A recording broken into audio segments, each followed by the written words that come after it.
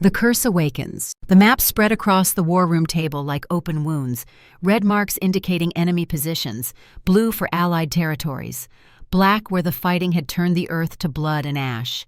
King Aldric Thornhaven stood over them with hands that had seen 3 centuries of war, yet looked no older than a man of 38. His gray eyes tracked the movements of forces along the eastern border with the practiced assessment of someone who had fought more battles than most men had lived days. Commander KL stood across from him, the only man in the kingdom who had served long enough to remember what Aldric had been before the curse. 150 years of loyal service showed in the weathered lines of Kael's face, in the silver threading through his dark hair, in the way he moved with the careful economy of a warrior who knew his body's limitations. Unlike his king, Kael aged. Unlike his king, Kael could still feel the passage of time as more than an academic concept. Aldric's finger traced a route through the mountain passes. His voice when he spoke carried no warmth, no inflection beyond pure tactical assessment. 3 centuries of emotional numbness had stripped away everything except cold calculation. "They will push here," he said, tapping a narrow valley between 2 peaks. "The Eastern Pack thinks the terrain protects them. They're wrong. Terrain is a weapon like any other. We use it better than they do." Kael studied the map and nodded slowly. His own finger moved to mark positions for archers along the ridgelines. "Ambush formation. Let them commit to the valley floor before we strike from above. Classic hammer and anvil." Classic because it works. Aldric's response came without satisfaction, without pride in the strategy. Just stating facts like reading from a manual written in blood over countless years. Emotion gets soldiers killed.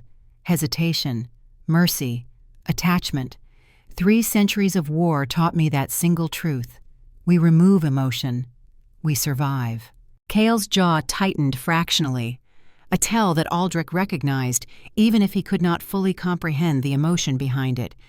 Disagreement, perhaps, or concern. The nuances of feeling had become foreign languages he no longer spoke. "Your Majesty, the council meets in an hour, and tonight there's the Grand Moon Festival. Your presence is expected." Aldric looked up from the maps with something that might have been irritation, if he still possessed the capacity for such feelings. Political theater. Meaningless pageantry where alphas from every major pack would gather to network and scheme and pretend their petty ambitions mattered in the scope of centuries. "I have no interest in festivals. I understand that. But perception matters. The younger alphas are beginning to whisper. They say your isolation makes you vulnerable. They wonder if the immortal king has grown too distant from his people, too cold. Too cold. If only they knew." Aldric turned back to the maps, dismissing the concern with the same dispassion he applied to everything else. 300 years had taught him that appearances could be maintained with minimal effort.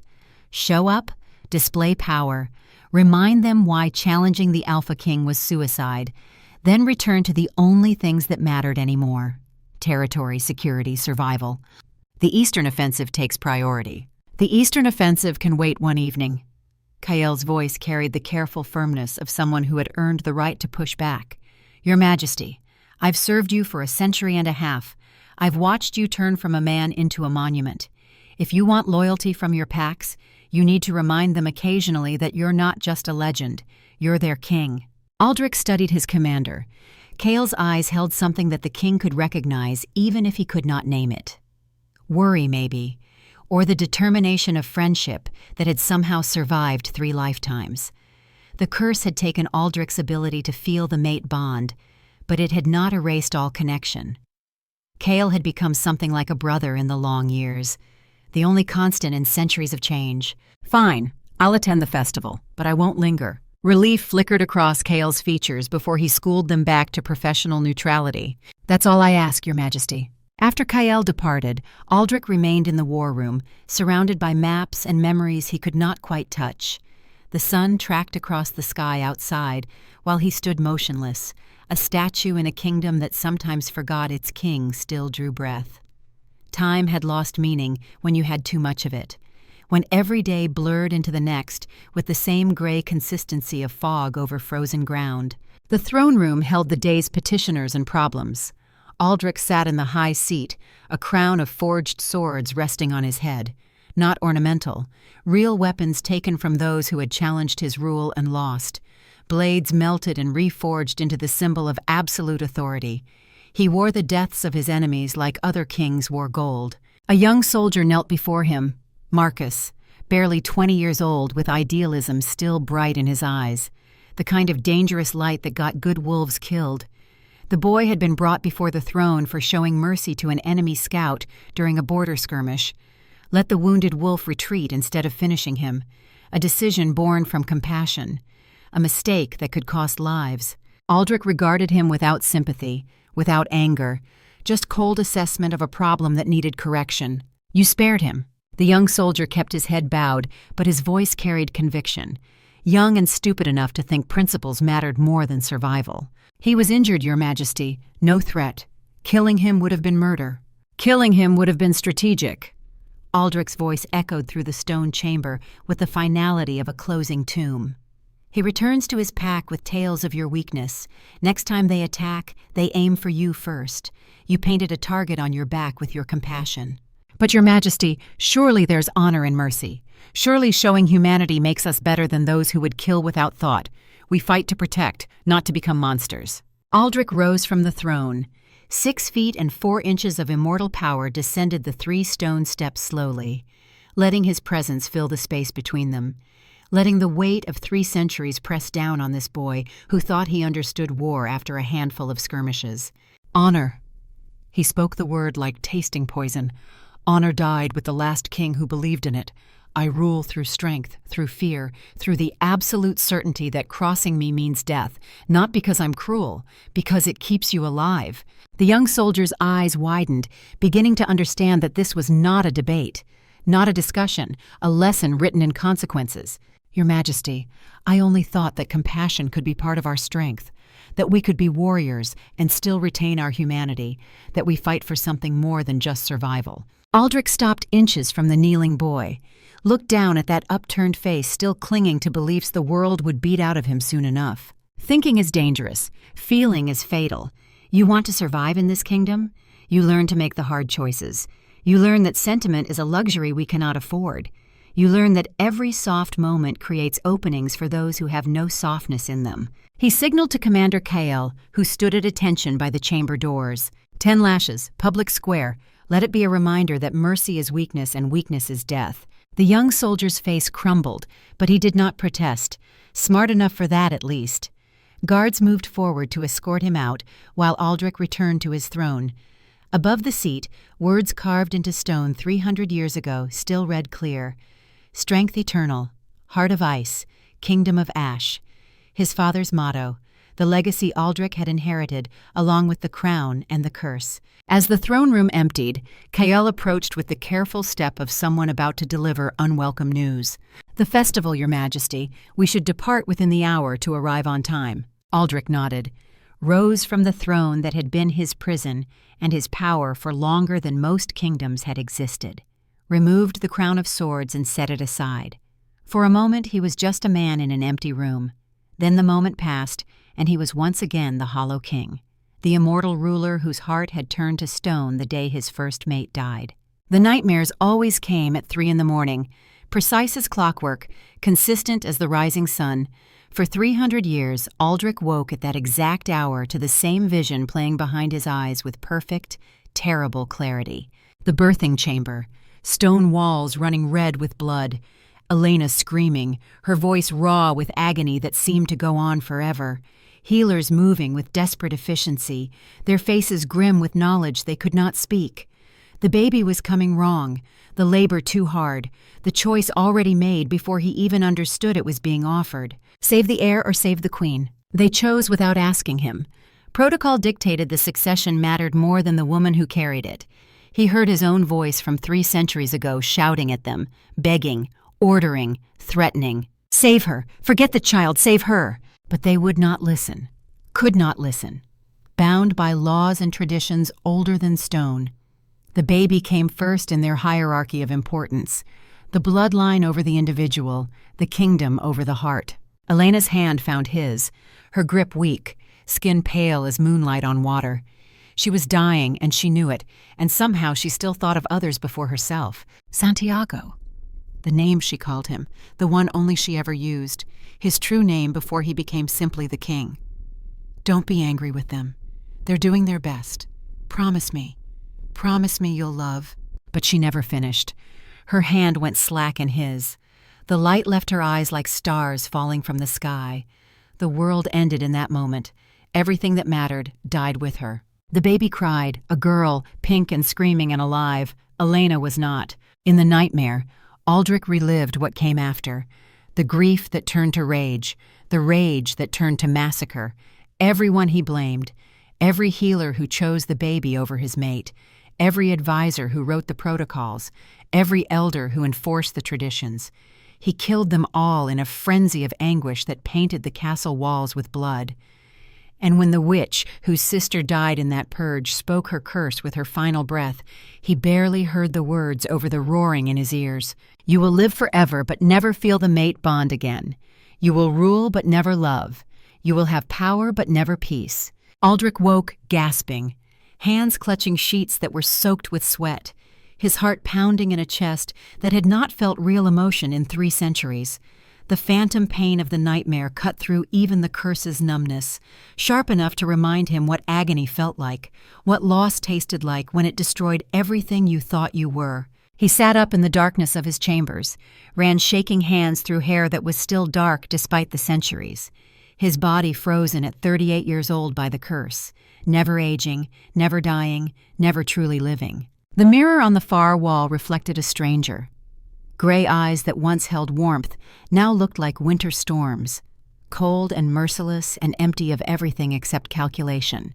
Scars across his chest told stories he did not want to remember, each one a battle, each one a moment when death would have been mercy and the curse would not allow it. He touched the spot over his heart, where the mate bond once lived, burning bright and warm and constant. Now there was nothing, just emptiness, and the dull ache of phantom pain like a limb that had been severed but still sent signals to the brain. Elena's portrait hung in his private chambers. He kept it close like a penitent, keeping an instrument of torture. Every morning he woke and saw her face. Every morning he remembered why he could never allow himself to care about anything again. The curse was almost a mercy in that regard. It protected him from the vulnerability of connection, from the terrible risk of loving something that could be taken away. He poured himself whiskey from the decanter on his desk. Dawn was still hours away, but time had lost meaning. Morning, night, they blurred together in the gray consistency of immortal existence. The whiskey burned going down, and he savored it. Physical pain was one of the few things he could still feel. Sometimes he sought it out deliberately, fights he did not need to take, wounds he did not bother healing quickly, anything to feel something other than this vast, consuming nothing. When Cale arrived to prepare him for the festival, Aldric was already dressed in formal black, the only color he wore anymore, black on black like a walking shadow, like death in elegant clothing. "Your Majesty, the carriages are ready." Aldric nodded and followed his commander through corridors that echoed with emptiness. The castle was massive, built to house large families, bustling courts, the vibrant life of a thriving kingdom. Instead, it had become a mausoleum, and he was the corpse that refused to lie down. The Grand Moon Festival sprawled across neutral grounds between territories, a massive clearing surrounded by ancient oaks, decorated with lanterns and silk banners bearing the crests of every major pack. Wolves in their finest clothes filled the space, drinking wine, forming alliances, spreading gossip, politics dressed up as celebration. Everything Aldric despised about pack society distilled into a single evening of forced pleasantry and hidden daggers. His arrival caused the expected stir. Conversations paused mid-sentence. Eyes tracked his movement through the crowd. Some wolves bowed deeply. Others managed only stiff nods.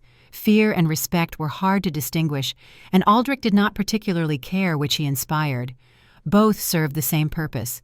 Both kept challenges at bay. Lord Pembroke approached with his usual obsequious smile, a minor alpha whose pack prospered through careful political maneuvering rather than strength, the kind of wolf who survived by reading which way power flowed and positioning himself accordingly. "Your Majesty, what an honor to have you grace us with your presence." The festival was starting to feel incomplete without our esteemed Alpha King. Flattery from a man Aldric knew had been quietly lobbying for more autonomy from the crown. Typical. Say one thing to your face while working against you behind closed doors. 3 centuries of ruling had taught him to see through glass. Lord Pembroke, Aldric acknowledged with the bare minimum of courtesy required. I trust your pack prospers. Oh, indeed, indeed. Though nothing compared to your own magnificent territories, of course. Your leadership continues to inspire us all. More empty words. More political theater. Aldric made appropriate responses without really listening. His attention had caught on something across the clearing, someone who did not fit the pattern of the festival's energy. A young woman stood near the edge of the gathering, partially hidden by a stone column. Dark hair pulled back in a simple style that set her apart from the elaborate coiffures around her. Plain dress that was well made but not expensive. Her posture suggested she wished she could disappear entirely. While everyone else pushed forward, networking and climbing, she retreated, trying to be invisible. Something about her energy was different. Aldric found himself watching her without quite understanding why. She was not the most beautiful woman present. Lady Asherton's daughters were objectively more striking. She was not the highest ranking. Multiple alpha daughters attended tonight, but there was something about the way she held herself, like she was bracing for impact, like she expected pain and had learned to endure it. Who is that? Aldric asked Cale quietly. His commander followed the line of sight, and his expression shifted fractionally. That's Mira Ashford, Your Majesty. Omega from the Shadow Pack. I believe she's here as... Actually, I'm not certain why she's here. Not as an official representative. An Omega. That explained the isolation. Even in these supposedly enlightened times, the Omega caste was still treated as lesser, useful for their gifts of healing and support, but not worthy of real respect, not invited to the important conversations happening in clusters around the clearing. Before Aldric could consider why he cared, the formal presentations began. Pack leaders stepped forward one by one to pledge loyalty. Present gifts, make their cases for various petitions, the usual procedure, expected, boring. Aldric was not paying attention. His focus had wandered back to the Omega by the column, who looked like she was waiting for an execution. Then Ronan Blackthorn stepped forward. Beta of the Shadow Pack, competent enough fighter, arrogant in the way of young wolves who thought rank equaled worth. His father had served Aldric loyally for decades before retiring. Ronan had been angling for more power since taking over his father's position. More territory, more influence, more of everything. Your Majesty, Ronan's voice rang out across the suddenly quiet crowd. Alpha King Aldric, I come before you to make an announcement that will strengthen the bonds between packs and ensure the prosperity of our bloodlines. There was something performative about his tone. This was not just an announcement, it was theater, carefully staged for maximum impact. The crowd sensed drama and quieted further. Waiting. For 3 years I have been courting my fated mate. Ronan continued, his voice carrying across the clearing. We have kept our relationship private, respecting tradition and propriety. But tonight, under the full moon and before the assembled packs, I wish to make my choice public. Fated mate. The words carried weight, significance. The mate bond was sacred in wolf culture, chosen by fate or the moon goddess depending on beliefs, meant to create strong partnerships that benefited the pack. When an unmated wolf announced their fated mate, it was cause for celebration. Ronan scanned the crowd slowly, building anticipation. His eyes landed on Mira by the column. She went very still. Even from across the clearing, Aldric could see the hope and fear warring on her face, the desperate need to believe and the terror of disappointment. My fated mate, Ronan said slowly, drawing out the moment, is Mira Ashford. The crowd reacted. Gasps, whispers. An Omega as a Beta's mate was unusual but not unheard of. The mate bond cared nothing for rank when it formed. Some wolves looked surprised, others skeptical. A few seemed pleased by the unusual pairing. Mira's expression transformed. Desperate relief flooded her features, like someone drowning who just spotted shore. She took a half-step forward, barely breathing, waiting for what came next. Ronan was not finished. However, his next word fell like a blade. I must reject this bond. The silence that followed was absolute, shocked, disbelieving. To announce a mate bond only to reject it publicly was almost unheard of. The cruelty of it stole breath from the assembled crowd. Aldric's attention sharpened, focused completely on the scene unfolding before him. Something about this felt wrong, calculated, deliberately vicious. "Mira Ashford is unworthy of a beta's mark," Ronan continued, his voice carrying clearly across the stunned gathering. "Her rank, her lack of connections, her numerous deficiencies make her unsuitable to stand beside me. The mate bond may have formed, but I choose not to accept it. I choose strength over sentiment, ambition over emotion, reality over fairy tale." He listed her failings methodically, publicly destroying her before the most powerful wolves in the kingdom. Each word landed like a physical blow. Aldric watched Mira's face and saw hope shatter in real time, watched humiliation flood in where joy had been moments before. The crowd's whispers turned cruel. Some laughed. Others shook their heads in pity, the kind of pity that made things worse because it confirmed she was someone to be pitied, someone lesser, someone unworthy. Then Ronan did something unforgivable. He reached to his side and pulled forward another young woman, almost identical to Mira in features, but dressed far more expensively. The resemblance was striking, obvious, unmistakable. "This is Serafina Ashford," Ronan announced, his arm around the other woman's waist. "Mira's sister. She understands the requirements of my position. She values what matters: strength, connections, proper ambition. She is worthy of standing beside a beta. She is the mate I choose."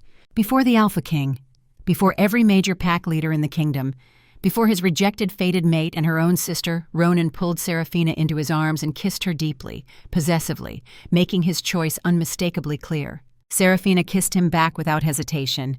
No shame, no guilt. Her own sister stood feet away with her heart visibly breaking, and Serafina showed no remorse whatsoever. The betrayal was layered, complex, devastating. Mate bond rejected, sister complicit, public humiliation complete. Aldric had seen cruelty in his 3 centuries of existence, but this specific combination of calculated viciousness struck him as particularly obscene. Then something impossible happened. Pain lanced through Aldric's chest, sharp, sudden, stealing his breath. His hand went to his heart where the mate bond once lived and had been dead for 300 years. The sensation was so unexpected, so foreign, that for several seconds he could not process what was happening. The curse that had locked away his ability to feel the mate bond. The curse that had kept him numb and isolated for 3 centuries. It was breaking, cracking, shattering like ice under pressure. Another pulse of pain, stronger this time, and with it came awareness flooding through channels that had been dead for so long. He could feel everything suddenly. The night air on his skin, the scent of the forest, the emotions of the crowd pressing in from all sides, and her pain. Mira's pain hitting him like a tidal wave. Shame, heartbreak, betrayal. The agony of public rejection mixed with the specific torture of having her own sister destroy her. It crashed through him with the force of 3 centuries of suppressed feeling trying to force its way through barriers that were no longer there. Aldric staggered, actually physically stumbled from the force of it. His hand remained pressed to his chest where impossible sensations were returning. Feeling, real feeling. Not memory, not phantom pain, actual emotion pouring through a connection that should not exist. The mate bond was awakening.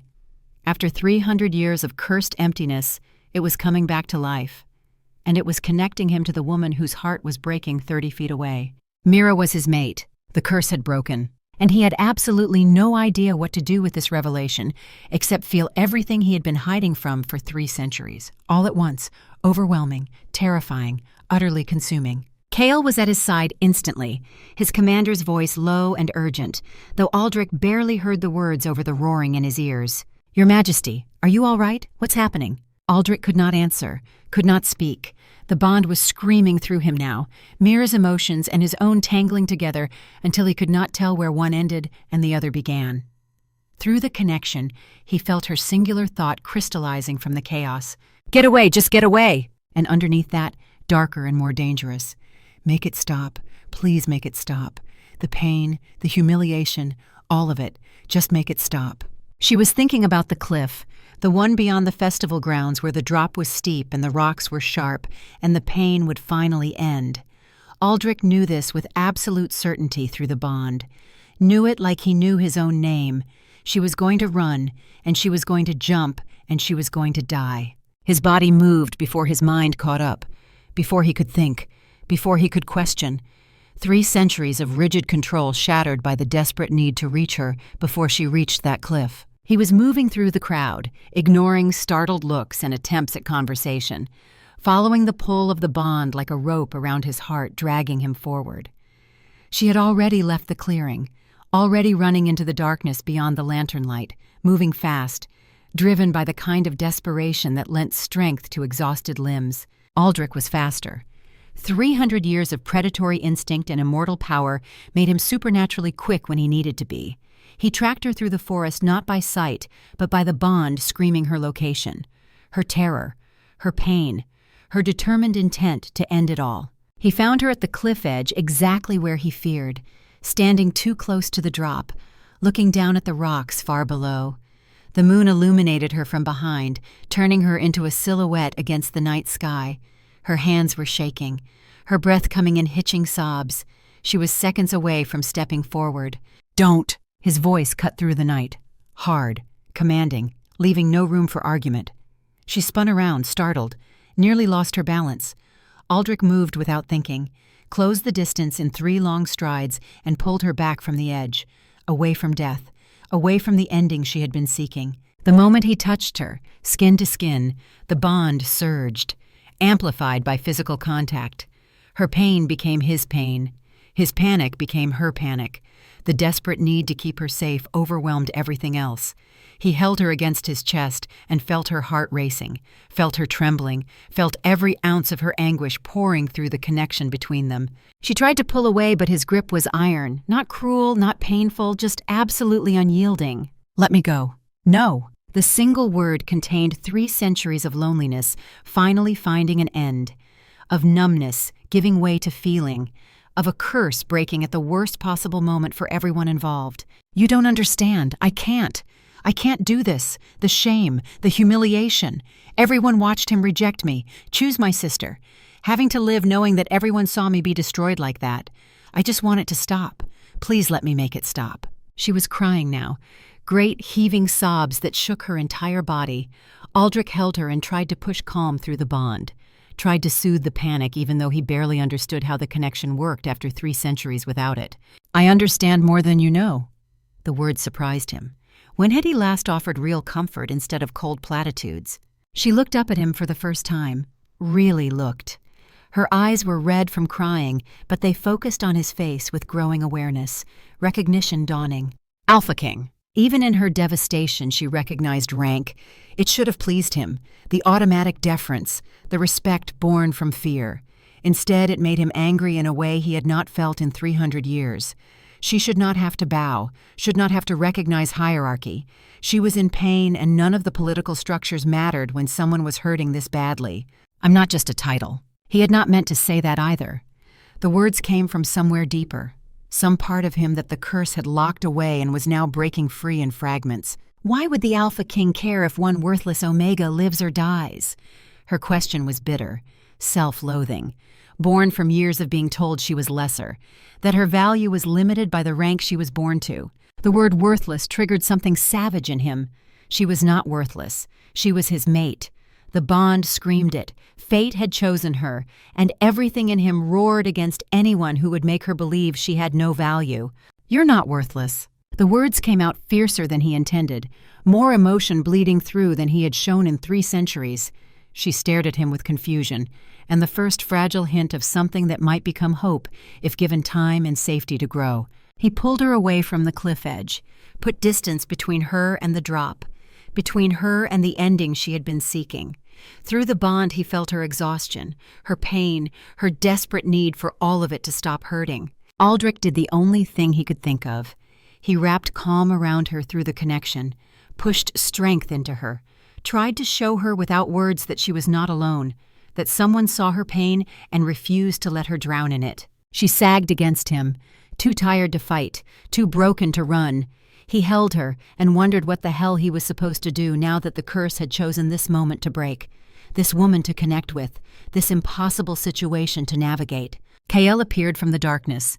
His commander had followed at a discreet distance, giving space but remaining close enough to help if needed.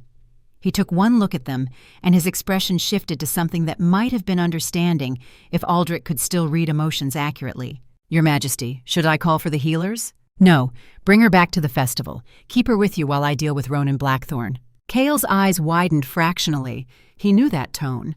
Had heard it before when Aldric passed judgment that would not be gentle or forgiving. But he simply nodded and moved forward carefully to offer his arm to Mira.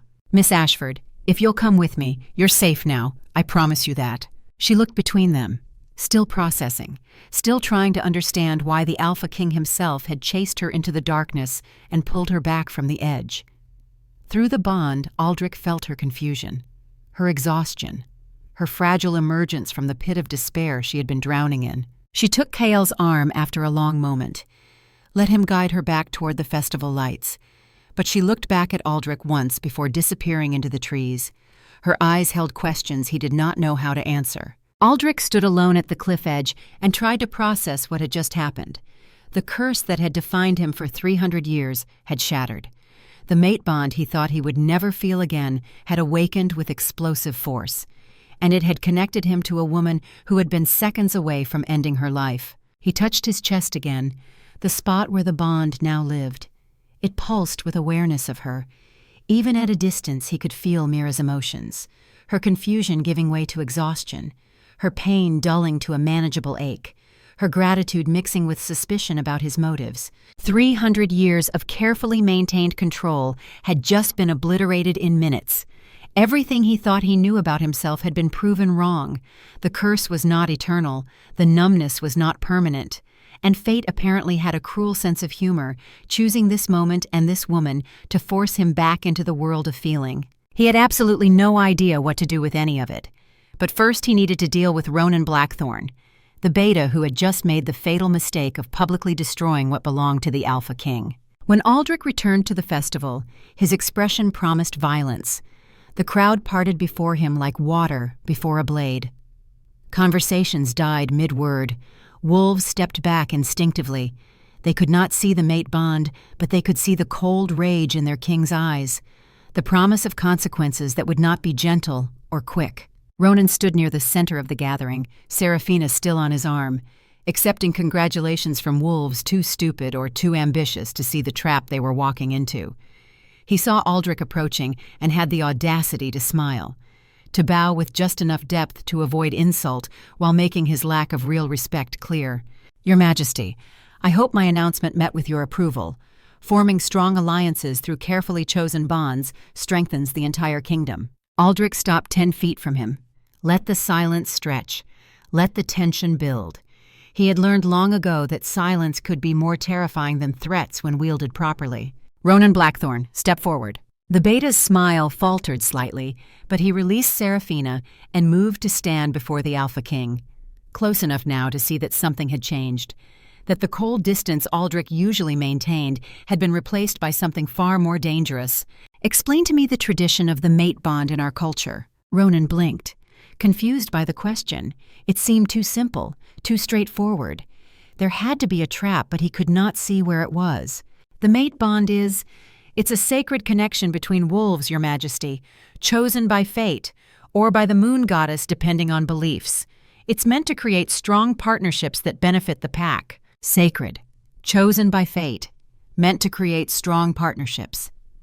Aldric repeated the words slowly, letting them hang in the air. "Tell me, Ronan, in what tradition is it acceptable to publicly reject your fated mate?"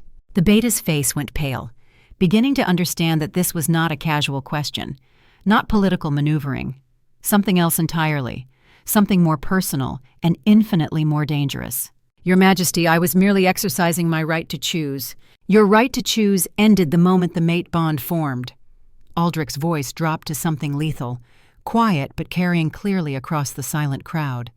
"The bond is not a suggestion, Ronan. It is a gift, and you just spat on it before every pack leader in the kingdom." Murmurs rippled through the assembled wolves. This was not about politics anymore. This was about the fundamental laws that governed their society, about respect for divine will or fate or whatever force connected mates. With respect, Your Majesty, the bond was incompatible. Mira Ashford's rank. Her rank is irrelevant to the mate bond. Aldric interrupted. His eyes had gone cold. The gray of winter storms. The gray of frozen lakes deep enough to drown in. Or are you suggesting that fate makes mistakes? That the moon goddess herself is incompetent? That the force which has guided our people for millennia chose wrong when it connected you to Mira Ashford? It was a trap, and Ronan walked straight into it. If he said yes, he challenged divine will and lost all credibility. If he said no, he admitted his rejection was purely ambition and cruelty. There was no good answer, no escape. The beta opened his mouth, closed it, tried again. I simply meant that practical considerations sometimes must outweigh practical considerations. Aldric stepped closer. Ronan instinctively stepped back. Is that what we're calling ambition and cruelty now, practical considerations? Seraphina, emboldened by stupidity or desperation, stepped forward. Her voice carried false confidence. Your Majesty, surely you can see that Ronan needs a mate who can support his position, someone with proper connections, someone who understands what is required of— I don't recall asking for your opinion. Aldric did not even look at her. In fact, I don't recall acknowledging your existence at all. Step back. She went white but obeyed. The reminder that she was nothing to the Alpha King, that her opinion mattered less than dust. Aldric returned his focus to Ronan. You rejected your fated mate publicly. You humiliated her before every major pack in the kingdom. And then, in the ultimate display of disrespect, you chose her sister. Her own sister. Tell me, Ronan, in what scenario do you imagine this ends well for you? The beta's composure was cracking now. He glanced around as if looking for support, but the crowd had gone silent. No one willing to step forward and defend what could not be defended. Your Majesty, I meant no offense to the crown. The offense is not to the crown. The words came out cold, final. The offense is to every wolf who believes the mate bond means something. It's the foundation of our society, Ronan. And most importantly, the offense is to a young woman who deserved better than a coward, too concerned with status to recognize a gift when fate handed him one. Aldric signaled to Kael, who stepped forward with a scroll, the formal decree that would seal Ronan's fate. Aldric did not even need to read it. He had the words memorized from issuing similar judgments countless times over 3 centuries. Ronan Blackthorn, by the authority of the Alpha King and the ancient laws of our people, I strip you of your title as Beta. You are hereby banished from all pack territories and marked as Omega Breaker, a brand that will ensure no pack, no mate, no future will ever accept you. You have 24 hours to leave Shadow Pack territory. If you are found within any packlands after that, the penalty is death. Do you understand? Omega Breaker, one of the worst brands a wolf could receive. It marked you as someone who hurt the vulnerable, who could not be trusted, who violated the sacred bonds that held society together. It would follow Ronan for the rest of his life, a scarlet letter visible to every wolf he encountered. The beta's face went from pale to ashen. Everything he had worked for, everything he had destroyed Mira to achieve, gone in seconds, obliterated by a judgment he had not seen coming. Your Majesty, please, there must be some mistake. I was only trying to— You have 24 hours. Aldric's tone allowed no argument. Use them wisely. He turned to Seraphina, who stood frozen. Beautiful face ruined by the dawning realization that she too had miscalculated badly. Seraphina Ashford, you knew about the mate bond. You knew what Ronan was to your sister, and you chose to betray her for your own advancement. Seraphina's voice came out small, frightened, all the false confidence stripped away. Your Majesty, I didn't— Mira wouldn't have been happy with him anyway. I just— Banished, same terms, 24 hours. But consider yourself fortunate I'm being merciful. Aldric's eyes held no mercy whatsoever, just cold calculation. I could have chosen death. I still might if you're foolish enough to test my patience further. Seraphina's composure shattered completely, tears streaming down her face. Her sister had just been destroyed, and now she was learning the cost of her betrayal. Too late to take it back. Too late to choose differently. Lord Pembroke stepped forward carefully, one of the few wolves with enough status and age to risk addressing the Alpha King in this moment. Your Majesty, surely banishment is extreme for what amounts to a personal matter of romance. It's not a matter of romance. Aldric addressed the entire gathering now, letting them all hear, all understand. It's a matter of honor. of the principles that separate us from animals. Ronan Blackthorn had a choice: respect the gift fate gave him or chase his own ambition. He chose wrong. Let his punishment remind every wolf here that some things are more important than rank or status. The silence that followed was absolute. No one willing to challenge this judgment. No one brave or stupid enough to defend what could not be defended. Aldric had drawn a line, made his position clear. The mate bond was sacred. Those who violated it would face consequences that transcended politics and power. "This gathering is concluded," Aldric announced. "Return to your territories and remember what you witnessed here tonight." The crowd began to disperse, voices rising in excited speculation. The night's events would be discussed for years, the story retold and embellished, how the Alpha King had punished cruelty to an Omega, how he had defended the mate bond when two fools tried to make a mockery of it. Ronan stood frozen, destroyed, everything he had worked for obliterated. Seraphina sobbed beside him, her beauty meaningless now that she had been marked as betrayer and banished. Aldric felt nothing for them. Or rather, he felt Mira's shock through the bond, her confusion, her dangerous spark of hope that maybe, just maybe, someone had seen her worth when no one else would. Kael appeared at his side as the festival grounds emptied. "Your Majesty, Miss Ashford is in the guest quarters under guard as you requested." "Good. Ensure she has everything she needs. I'll speak with her shortly." Kael hesitated, something he only did when he had words that would not be welcome. "Your Majesty, what happened tonight?" Aldric could tell him, should tell him perhaps. Kael had served loyally for 150 years, had earned the right to know the truth, but the words stuck in his throat. How did you explain that a curse you thought was eternal had just shattered, that the mate bond you believed you would never feel again had awakened with explosive force, that for the first time in 300 years you felt everything, and it was overwhelming and terrifying and you had no idea what to do with any of it? Something changed. It was the best answer he could offer, the most honest. "I don't fully understand it yet, but Mira Ashford is under my direct protection now. Anyone who threatens her will answer to me personally." Kael studied his face, the commander who had known him longer than anyone still living, who remembered what Aldric had been before the curse, before the emptiness. The look in Kael's eyes suggested he suspected more than he was being told, but he simply nodded and did not push. "As you command, Your Majesty. I'll ensure the guest quarters are secure." After Kael departed, Aldric stood alone in the emptying festival grounds and tried to process the chaos of the evening. Hours ago, he had been numb, empty, going through the motions of existence without really living. Now he felt everything. Mira's confusion through the bond, her exhaustion, her tiny, fragile hope warring with suspicion about his motives. He touched his chest where the bond lived. It pulsed with awareness of her. Even at a distance, he knew she was 3 buildings away. Second floor, east wing, struggling to sleep, her mind racing with questions that had no good answers. The curse was broken. The mate bond had awakened, and Aldric had absolutely no idea what came next. 300 years of carefully maintained control had been obliterated. Everything he thought he knew about himself had been proven wrong in a single evening. He looked up at the moon hanging full and bright above the festival grounds, the same moon that had watched him curse fate 3 centuries ago, the same moon under which he had lost everything that mattered.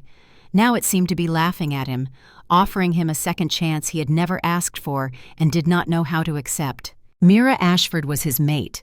The curse had broken because of her pain, and somehow he was supposed to navigate this impossible situation without destroying them both in the process. The journey to his castle would take hours, time he needed to figure out what to say, how to explain, whether to tell her the truth about the mate bond or continue hiding behind lies of protection and duty. As his carriage pulled away from the festival grounds, Aldric made a decision. Mira would come to the castle. She would be safe there, protected, given time to heal from the night's cruelty. And he would figure out the rest as he went. It was not much of a plan, but it was all he had. The bond hummed between them, a golden thread connecting his heart to hers across the miles. For the first time in 300 years, Aldric was not alone inside his own head. He had no idea if that was blessing or curse, but ready or not, everything had just changed, and there was no going back to the comfortable numbness of before. The Hollow King had started to feel again, and feeling, he was discovering, was both agony and gift in equal measure. The bond was not a gentle thing. It did not whisper. It roared through Aldric like wildfire through dry timber, consuming 3 centuries of carefully maintained distance in the span of days. Every moment brought new sensations he had forgotten existed: the taste of morning air, the texture of wool against skin, the rhythm of his own heartbeat no longer muffled by the curse's deadening grip. But more than physical sensation, he felt her, Mira, constantly, an awareness that never faded or dimmed. When she woke in the morning, he knew it, that soft moment of first consciousness before memory crashed back in, before she remembered where she was and why. The brief peace followed inevitably by the cascade of shame and confusion that started her day. When she worked in the healing wards, he felt her concentration, the satisfaction when she successfully treated a patient, the frustration when someone dismissed her expertise because of her rank. Those small cuts accumulated like death by 1,000 paper slices, each one making her question her worth, each one reinforcing beliefs that had been carved into her over years of being told she was lesser. And at night, when she cried, he felt every sob like a physical blow. The bond carried her grief directly into his chest where it mixed with his own helplessness. 3 centuries of ruling could not prepare him for the particular agony of feeling someone else's pain and being unable to fix it. It was destroying his ability to function as king. 6 days after bringing Mira to the castle, Aldric sat in a council meeting negotiating trade agreements with the Eastern Territories. Lord Pembroke droned on about tariffs and shipping routes, numbers that should have commanded Aldric's full attention. Instead, his focus kept fracturing, pulled away by the thread of connection that stretched through 3 floors and stone walls to where Mira stood in the healing wards. She was treating a difficult patient. Through the bond came waves of anxiety, self-doubt, the gnawing fear that she had missed something, that her skills were not good enough, that she would fail and someone would suffer for her inadequacy. The emotions bled through so strongly that Aldric lost track of the conversation happening in front of him. Lord Pembroke's voice penetrated the fog of distraction. "Your Majesty, do you agree with the proposed terms?" Aldric blinked, looked around the table at expectant faces. He had no idea what terms had just been proposed, had not been listening for the past 15 minutes while Mira's anxiety consumed his attention. "I need to review the documents more carefully." The diplomatic phrase for "I" was not paying attention. "We'll reconvene tomorrow once I've had time to consider all implications." Kael shot him a concerned look but said nothing. The meeting dragged on for another hour. Aldric caught perhaps half of it. The other half was lost to the constant stream of Mira's emotions pouring through the bond. By the time the council finally adjourned, exhaustion pressed down on him like physical weight. Kael followed him to the study, closed the door with deliberate care, the kind of careful movement that preceded difficult conversations. "Your Majesty, you cannot continue like this." "Like what?" Aldric poured himself whiskey, even though the sun had not yet reached its peak. Physical comfort seemed more necessary than propriety. "Distracted, unfocused. You nearly agreed to terms that would have bankrupted 3 of our territories because you were not listening." "I caught that before signing." The defense sounded weak even to his own ears. "Barely." Kael moved to stand by the window, looking out over the training yards where soldiers practiced formations, not looking at his king, making this easier somehow by not forcing eye contact. "The bond is affecting you more than you are admitting." "I'm fine." "You are not fine." Kael turned then, his expression holding concern earned through 150 years of loyalty. "You are exhausted. You have not slept properly in days, and you are avoiding her, which is only making things worse." The last part stung because it was true. Aldric had been deliberately staying away from Mira, thinking distance would help him manage the overwhelming flood of sensation. It had not worked. The bond did not care about physical distance. 3 floors or 3 miles made no difference to the connection burning between them. "I don't know how to shield from it." The admission cost him. 3 centuries of projecting absolute control, and now he was confessing weakness to his second-in-command. 300 years of feeling nothing, and now I feel everything. It's too much, Kael. I cannot think, cannot focus, cannot function. Then stop trying to manage it alone. Kael's voice held surprising gentleness. Talk to her. Tell her what is happening. Let her help you figure out how to navigate this. Before Aldric could respond, the bond spiked with sudden grief. Sharp, devastating. The kind of soul-crushing sorrow that made breathing difficult. Mira's anguish slammed into him with physical force. He actually staggered, hand going to his chest where the sensation centered. "Your Majesty!" But Aldric was already moving, already following the pull of the bond toward the source of that overwhelming pain. His feet carried him through corridors without conscious thought, down 3 flights of stairs, through the East Wing, to the healing wards where Mira worked. He found her in a private treatment room. She knelt on the floor, cradling a small body, a boy who could not have been more than 8 years old. Dark hair, pale skin, utterly still in the way that only death brought. Blood stained Mira's hands and dress. The metallic scent hung heavy in the air. "I couldn't save him." Her voice came out broken, hoarse from crying. "I tried everything. I did everything right, but I couldn't save him." The boy's mother stood nearby, also crying but trying to comfort Mira through her own grief. "It's not your fault. The fever was too strong. You did everything possible, more than anyone else would have done. Please don't blame yourself." But Mira was not hearing the words. Through the bond, Aldric felt her spiraling. Every patient she had ever lost compounding in this moment.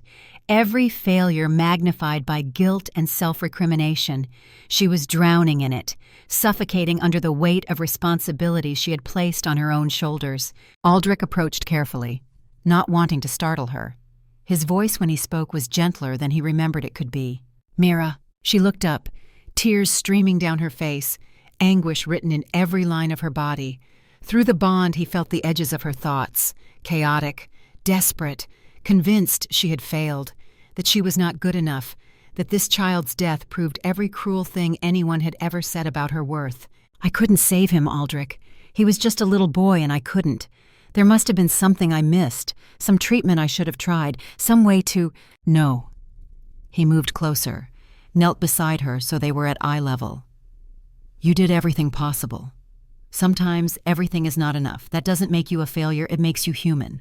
But he died. He died and I was supposed to save him. That is what healers do. We save people, and I couldn't. I just couldn't." Aldric looked at the small body she held, saw the life that had ended too soon, remembered his own daughter.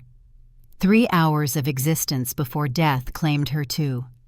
The helplessness of watching someone you wanted desperately to save slip away despite every effort. That particular agony transcended centuries, cut through even the thickest emotional armor. "I know this pain." He said it quietly, letting her feel through the bond that he understood, that he had stood where she stood. "I have felt exactly this helpless, watching someone die, knowing I could not save them no matter how much I wanted to, no matter what I tried or offered or sacrificed. Some things cannot be fixed. Some people cannot be saved. That is the cruelty of healing, of caring, of trying to protect others. We do not always succeed." She looked at him then, really looked, seeing past the Alpha King to the man underneath who carried his own scars, his own memories of failure that still cut deep even 3 centuries later. "You really understand?" "Yes." The single word contained lifetimes of grief, more than you know. He gently took the boy from her arms, laid him carefully on the bed with the respect owed to the dead. Then he helped Mira to her feet. Her legs were unsteady, exhausted from hours of trying to save a patient who was already too far gone. He supported her weight without comment, guided her from the room to give the mother privacy with her son. In the corridor, Mira collapsed against the wall, the adrenaline that had kept her upright finally draining away. Aldric stood beside her, not touching but close enough that she could feel his presence, solid, steady, an anchor in the storm of her emotions. "This is what it is always like." Her voice came out small, defeated. "Being a healer means watching people die and wondering if you could have done more, if you were skilled enough, smart enough, fast enough. It never stops hurting, never gets easier." "I know." He understood that too. Different context, but the same fundamental truth. Leadership is the same. Every decision carries weight. Every choice has consequences. You make the best call you can with the information you have, and then you live with the results, even when the results break your heart. She turned her head to look at him, exhaustion making her features soft, vulnerable in a way she probably would not have allowed if she had more energy to maintain walls. How do you bear it? 300 years of making impossible choices, of living with consequences, of watching people die despite your best efforts. How do you not go mad? He could tell her the truth, that for 3 centuries he had not borne it at all. Just locked everything away behind the curse's numbness, stopped feeling so he did not have to process the weight of all those accumulated losses. But something about her directness, her raw honesty, demanded equal vulnerability in return. Badly. The word came easier than expected. I bore it badly for a very long time. I stopped feeling, stopped caring, built walls so high nothing could touch me. It kept me functional, but it was not living. It was just existing, going through motions without experiencing any of it. And now? She asked it softly, sensing something significant behind his words. Now I am learning that feeling everything is both more painful and more worthwhile than feeling nothing. They stood in silence for a long moment, the bond humming between them, carrying her grief and his understanding. 2 people who had both learned that trying to save others meant sometimes failing, that caring deeply meant risking deep hurt, that there were no guarantees in this life except that loss would come eventually for everyone. Finally, Mira pushed away from the wall, straightened her shoulders with visible effort. I should go clean up. There will be more patients soon, more people who need help. Rest first. Aldric made it sound like a suggestion, even though the concern in his voice probably gave away how much it mattered to him. You have been working double shifts for days. The other healers can manage for a few hours while you recover. She started to protest. He cut her off with a look that allowed no argument. That was not a request. It was a command from your king. Rest. Eat something. Let yourself grieve for that boy without turning it into more evidence of your supposed inadequacy. You are a skilled healer, Mira. One death does not negate the dozens of lives you have saved. Do you understand? She studied his face, looking for something. Through the bond, he felt her confusion about him, his contradictions, the cold king who showed unexpected warmth, the distant ruler who seemed to genuinely care what happened to one Omega healer. She could not make sense of him, and he did not blame her. He barely made sense to himself anymore. I understand. She said it quietly. Then after a pause, thank you for understanding, for not telling me it does not matter or that I should just accept it. You made it hurt less somehow, just by being here. The words settled into his chest and stayed there. Warm, significant, a reminder that connection could be gift as well as burden, that allowing himself to be present for someone else's pain meant also allowing them to be present for his. A mutual vulnerability he had not experienced in 300 years. He watched her walk away toward her chambers, felt through the bond as exhaustion pulled her under into sleep the moment she reached her bed. The grief was still there but dulled now, manageable. She would wake and work and carry that boy's death with her, but it would not destroy her, because someone had witnessed her pain and told her she was not alone in it. Aldric returned to his study and tried to work through the trade documents he had neglected in the council meeting. But concentration proved impossible. The bond continued demanding attention, pulling his focus away from numbers and policies toward the woman sleeping 3 floors above him. By the time night fell, Aldric had accomplished nothing productive. He stood by his window looking out over the castle grounds. The fear he had been avoiding finally surfaced clearly. Not the manageable concern about daily challenges, the deeper terror. That caring about Mira meant risking the kind of loss that had broken him once before, that every moment of connection was also a step closer to potential devastation. He looked at Liana's portrait hanging on his study wall, her face frozen in time, forever young, forever gone, the woman he had loved and lost 3 centuries ago. I am trying, he whispered to the painting, trying to do this differently, to not let fear poison what we could build, but I don't know if I'm strong enough, if I can survive losing someone again. The portrait offered no answer, just watched him with painted eyes that held no judgment, no wisdom, no absolution. 3 days later, the castle alarm bells shattered the night, not the regular bells that marked hours or called servants.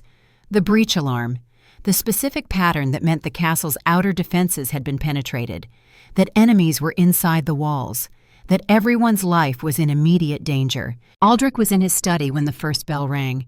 He moved before the sound fully registered. 3 centuries of warfare had trained instincts that responded faster than thought. His sword was in hand before he reached the door. Cale burst into the corridor from the opposite direction, already armed, already moving toward defensive positions. Infiltrators. Kael's voice carried the clipped efficiency of a military commander assessing threats in real time. Multiple entry points, at least 20 that we have counted. Professional work, coordinated timing. They breached the east wall simultaneously with a diversion at the main gate. How many? Aldric was already running, following the pull of the bond toward Mira's chambers, knowing without being told that she was the target, that everything else was misdirection. Unknown, they are heading for the guest quarters, for her rooms specifically. Through the bond came a spike of terror, Mira waking to chaos, to the sound of fighting in the corridors outside her door, to the knowledge that something was very wrong and she had no way to defend herself. Her fear crashed into Aldric with physical force, made his vision narrow to a single purpose: get to her, keep her safe, destroy anything that stood between him and that goal. He rounded a corner and encountered the first group, 4 assassins dressed in black, silent, professional, moving in practiced formation toward the guest quarters. They saw him and adjusted instantly, too high, too low. The kind of coordinated attack that came from extensive training and real combat experience. Aldric did not slow down. 300 years of battlefield experience made his response automatic, instinctive. He parried the high strikes with movements too fast for normal eyes to track, dropped low under the blades, swept his leg in a wide arc that took out the nearest attacker. The man went down hard. Aldric's sword found his throat before he could cry out. The second attacker came at him from the left, blade aimed for his ribs. Aldric twisted, let the weapon slide past close enough to feel the wind of its passage. His elbow came up and connected with the attacker's face. Bone crunched, nose shattered. The man staggered back. Aldric's blade finished what the elbow started. The third attacker proved smarter, waited for an opening, tried to time his strike for the moment Aldric was committed elsewhere. But Cale appeared from a side passage, intercepted the blade with his own. 2 men who had fought together for 150 years moved with perfect synchronization. No words needed. Just the instinctive understanding of soldiers who trusted each other absolutely. Cale covered the left. Aldric took the right. 4 attackers went down in under a minute, fast, efficient, brutal. The kind of violence that came from centuries of practice. More coming. Kael's breathing was barely elevated, a lifetime of conditioning showing. I will secure the perimeter. You get to her. Aldric nodded once and continued his sprint toward Mira's chambers. He could feel her terror escalating through the bond, could sense her trapped in her room with danger approaching. Every second mattered. Every heartbeat could be the difference between reaching her in time or arriving too late. He reached her door to find the guards unconscious. Not dead, just knocked out with professional efficiency. The door stood slightly ajar. Wrong. All wrong. His hand pushed it open, and he took in the scene with the tactical assessment of someone who had seen thousands of combat situations. 3 more assassins. Inside the room. Mira backed against the far wall. She held a broken chair leg as an improvised weapon. Blood on her arm showed she had already been fighting, had already drawn blood from at least one of her attackers. The lead assassin had a blade moving toward her heart. Aldric roared. The sound was not human, not entirely. It came from the wolf inside him, the primal alpha dominance that compelled submission from lesser wolves on an instinctive level. The assassins froze for a fraction of a second. Lizard brain recognizing apex predator. Survival instinct overriding training. That fractional hesitation was enough. Aldric crossed the room in 3 strides. His sword went through the lead assassin's chest with enough force to lift the man off his feet. He threw the body at the second attacker. 200 pounds of dead weight crashed into living flesh. Both went down in a tangle of limbs. The third assassin brought a knife up fast. Professional, not panicking, adjusting to the new threat with commendable speed. Aldric caught his wrist mid-strike, twisted. The distinct crack of breaking bone echoed in the small room. The assassin screamed. Aldric silenced him with a throat strike that crushed the larynx. The second assassin had recovered, was coming at Aldric fast. No hesitation, no fear. The kind of dedication that came from either fanaticism or very good pay. They exchanged a flurry of strikes, blade against blade, the sharp ring of steel on steel, sparks flying in the dim light. Aldric was better. 3 centuries of combat experience showed in every movement, every parry, every counter. He feinted high. The assassin fell for it, brought his defense up, left his lower body exposed. Aldric's blade swept low, cut through the hamstring. The man dropped. Aldric finished it with a mercy kill. Quick, clean, more compassion than the assassin deserved, but less suffering than he had intended for Mira. When it was done, Aldric stood in the center of carnage, breathing hard, blood covering his clothes and hands, the wolf inside him still snarling for more violence, more threat elimination, protection instincts running so hot they threatened to override rational thought. He forced himself to turn, to look at Mira, to assess whether she was hurt beyond the cut on her arm. Through the bond, he felt her shock, her residual fear, but also something else: awe, relief, the bone-deep knowledge that she was safe now, that he had come for her, that she could stop fighting. "Are you hurt?" His voice came out rougher than intended, still half-wolf, still riding the edge of violence. She shook her head, but her eyes were wide, taking in the bodies, the blood, the brutal efficiency with which he had eliminated 3 professional killers. Most people had never seen combat, never witnessed what real violence looked like when survival was the only goal. "You fought them." He said it with something that might have been pride mixed with disbelief. "With a chair leg. You actually held them off until I arrived." "It was all I had." Her voice trembled but held steady underneath, shocky but not broken. "I wasn't going to just let them kill me without fighting back." Something in his chest shifted, settled. This was not Liana, not fragile or in need of constant protection. This was someone who fought, who survived, who bought herself time when death came calling. The difference mattered in ways he was only beginning to understand. More assassins might still be in the castle. The castle itself might be compromised. Aldric could not risk leaving her here even with guards. The previous guards had been defeated too easily. Professional infiltrators would not be stopped by standard security measures. "You are staying in my chambers tonight." He made it sound like a command, because framing it as concern would reveal too much. "My private wing has only one entrance. I will personally guard that door until we have confirmed the castle is secure." She started to protest. He cut her off with a look. That was not a request. Mira studied his face. Through the bond, he felt her weighing options: propriety versus safety, pride versus practicality. Finally, she nodded. "Okay, but only for tonight, until things are secure." He led her through secret passages built into the castle walls, security protocols established centuries ago for exactly this kind of situation. Narrow corridors that most people did not know existed, routes that bypassed the main halls where fighting might still be happening. They emerged in his private wing without encountering anyone. His chambers were exactly as he had left them hours ago. Dark wood furniture, leather chairs, walls lined with books he had read dozens of times. The space smelled like him, whiskey and old paper, and the particular scent of someone who had lived alone for too long. Liana's portrait still hung on the wall, her face watching over the room where he slept and worked and tried to forget. Mira's eyes found this portrait immediately. Her expression shifted to something complicated, understanding maybe, or sympathy. Through the bond, he felt her putting pieces together. The dead mate he had mentioned, the grief that had shaped him, the reason he kept himself so carefully isolated. "The bedroom is through there." He pointed to a door on the left. "You will be safe. I will be in the sitting room. No one gets through that door without going through me first." She moved toward the bedroom but paused at the threshold, looked back at him with eyes that held too much knowledge, too much insight into what drove him. "Thank you for saving me. I know you probably just did it because I'm under your protection, but still, thank you." He wanted to tell her it was more than duty, that the thought of her dying had terrified him in ways nothing had in 3 centuries, that he had felt her fear through the bond, and it had driven him forward with a desperation that transcended obligation. But the words stuck in his throat. 3 centuries of emotional isolation did not disappear just because the curse broke. "Sleep. Tomorrow we will figure out what comes next." She nodded and disappeared into the bedroom. Closed the door softly behind her.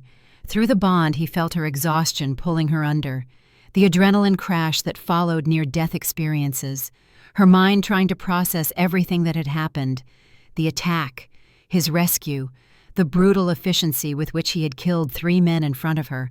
Aldric sank into a chair and tried to breathe through the chaos in his chest. The Bond was screaming at him, demanding he go to her, hold her, confirm with touch what his senses insisted was true, that she was alive, unharmed beyond a shallow cut, safe. He stayed in the chair, gave her space, gave himself distance from the overwhelming need to claim and protect, and never let her out of his sight again. The curse-breaking had unleashed something primal. The mate bond did not just connect them emotionally, it activated instincts he had not felt in 300 years. Alpha wolf instincts, the driving need to protect his mate at all costs. An hour later, Cale reported that the sweep was complete. 23 infiltrators total, all eliminated or captured, 3 alive for questioning. Each one wore the emblem of the Blackthorn Pack on their gear, hidden but present, proof of who had sent them. Ronan's family moved faster than expected. Cale's voice held grim satisfaction at having answers. They want revenge for his banishment, for the family's humiliation. They sent professionals to kill her and make it look like random violence. The captured ones will talk. Aldric's tone promised things that professional soldiers knew to fear. I will make certain of that, Your Majesty. Cale hesitated, the careful pause that preceded difficult truths. This is not over. If they tried once, they will try again. Ronan's uncle, Alpha Marcus Blackthorn, is not known for accepting defeat. He will see this failed assassination as challenge, not conclusion. Aldric knew Cale was right. Tonight had been opening move, not final play. The Blackthorn Pack would regroup, reassess, come at them again with different tactics. This was war now, formal or not, and wars did not end with a single battle. Through the bond, he felt Mira finally sleep, her breathing evening out, her consciousness drifting into the relative safety of dreams. He remained in the chair, back against the door between them, protecting her even in sleep, wondering how long he could keep her safe when powerful wolves had decided she needed to die. The answer that kept circling back was brutal in its simplicity. He could not keep her safe indefinitely, not through force alone, not when entire packs were willing to send professional killers against her. The only way to truly protect her was to make her so important that harming her became unthinkable. He needed to claim her publicly, announce the mate bond, make it clear that threatening Mira Ashford meant declaring war against the Alpha King himself. The political implications were massive. An Omega mate for the king would shatter centuries of tradition, would cause upheaval among the conservative packs, but it would also make her untouchable. The thought terrified him more than facing armies. Claiming her meant vulnerability, meant caring about someone enough that losing them would destroy him, meant risking the kind of pain that had broken him once before. But when he almost lost her tonight, when he saw that blade at her throat, something shifted irreversibly. He could not go back to pretending distance would protect either of them. Aldric closed his eyes and tried to rest. Tomorrow would bring new challenges, new threats, new decisions that would shape everything that came after. But tonight, for a few hours, Mira was safe. The bond hummed between them, and for the first time in 300 years, he was not entirely alone in the darkness. The interrogation of the captured assassins confirmed what Cale suspected. Alpha Marcus Blackthorn had ordered the attack personally, paid professional killers to infiltrate the castle and eliminate Mira Ashford. The plan had been careful, coordinated, designed to look like random violence rather than targeted assassination. If it had succeeded, Marcus would have had plausible deniability, just unfortunate chaos that happened to kill the woman who caused his nephew's banishment. But it had failed, and failure meant exposure, meant consequences, meant Aldric now had justification for response that would make examples of those who thought they could challenge the Alpha King with impunity. 3 days after the attack, a formal message arrived from the Blackthorn Pack. Not an apology, a demand wrapped in diplomatic language. We demand the return of Mira Ashford to face judgment for her crimes against our family. Ronan Blackthorn was stripped of title and banished due to her manipulation and deceit. This injustice cannot stand. Return her within 3 days, or we will consider it an act of war against our pack. Aldric read the message twice, disbelief giving way to cold fury. They were blaming Mira, actually claiming she had manipulated events, as if she had chosen to be rejected publicly, as if she had orchestrated her own humiliation. The audacity was breathtaking, the cruelty absolute. He called an emergency war council. Kael and his senior commanders gathered around the maps that now showed troop movements along the northern border. Scout reports indicated that the Blackthorn pack was not alone. 3 other packs had joined them, a coalition forming with specific purpose: to challenge the Alpha King's judgment, to demand Mira's return, to prove that even immortal rulers could be forced to bend. Coalition for Pack Purity. Kael's voice dripped with contempt. That is what they are calling themselves. Blackthorn, Northbrook, Westmarch, and Stonehill. 4 packs combined. Approximately 800 warriors if they commit their full strength. Against our garrison of how many? One of the commanders asked. 200 trained soldiers here in the castle. We have sent messages to loyal packs requesting reinforcement, but travel time is 3 days minimum. The coalition is moving faster than expected. They will be here before our allies arrive. Aldric studied the maps, the terrain, the approach routes, the tactical advantages and disadvantages of defending the castle against a force 4 times larger than his garrison. 300 years of military experience showed him possibilities, options, strategies that could work if executed perfectly. They will not try to starve us out. He said it with certainty. This is not about conquest. It is about making a point, showing that the Alpha King can be challenged. They will assault directly, try to force entry through overwhelming numbers. We can hold the castle indefinitely if properly supplied.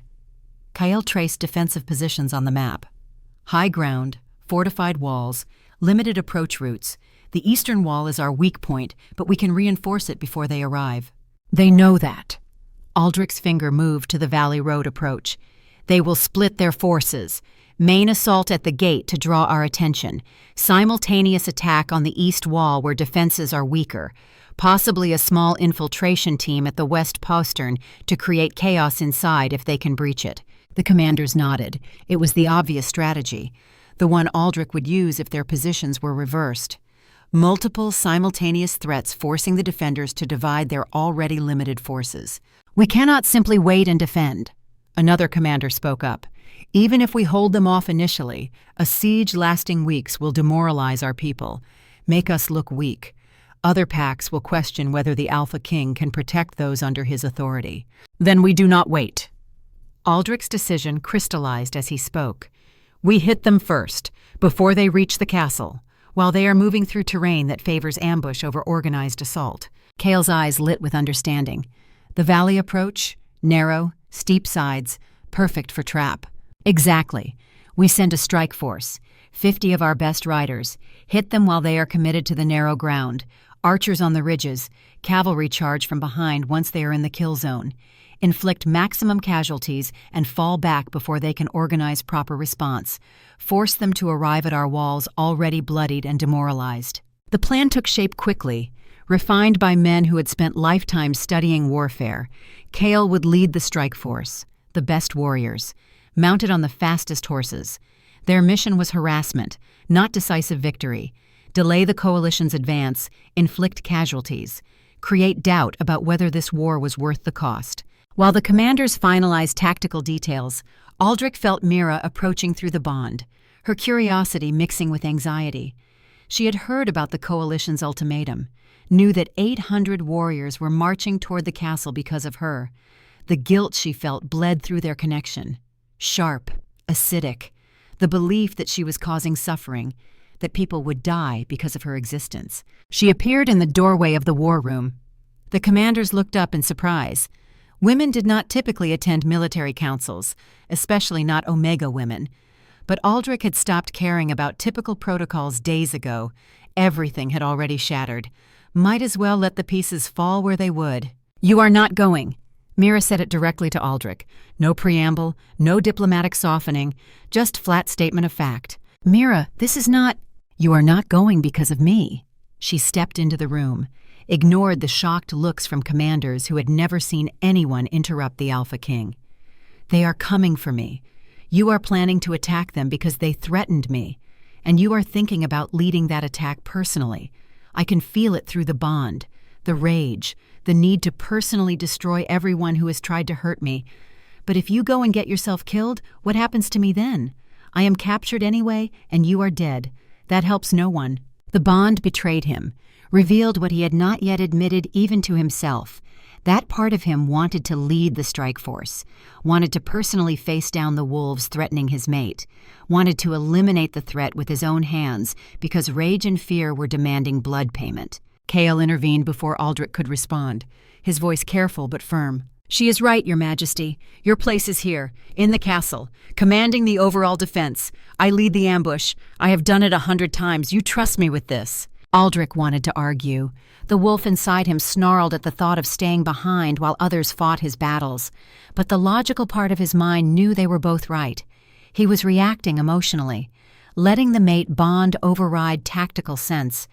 His presence in the ambush would not significantly improve their chances, but his absence from the castle defense could prove disastrous if something went wrong.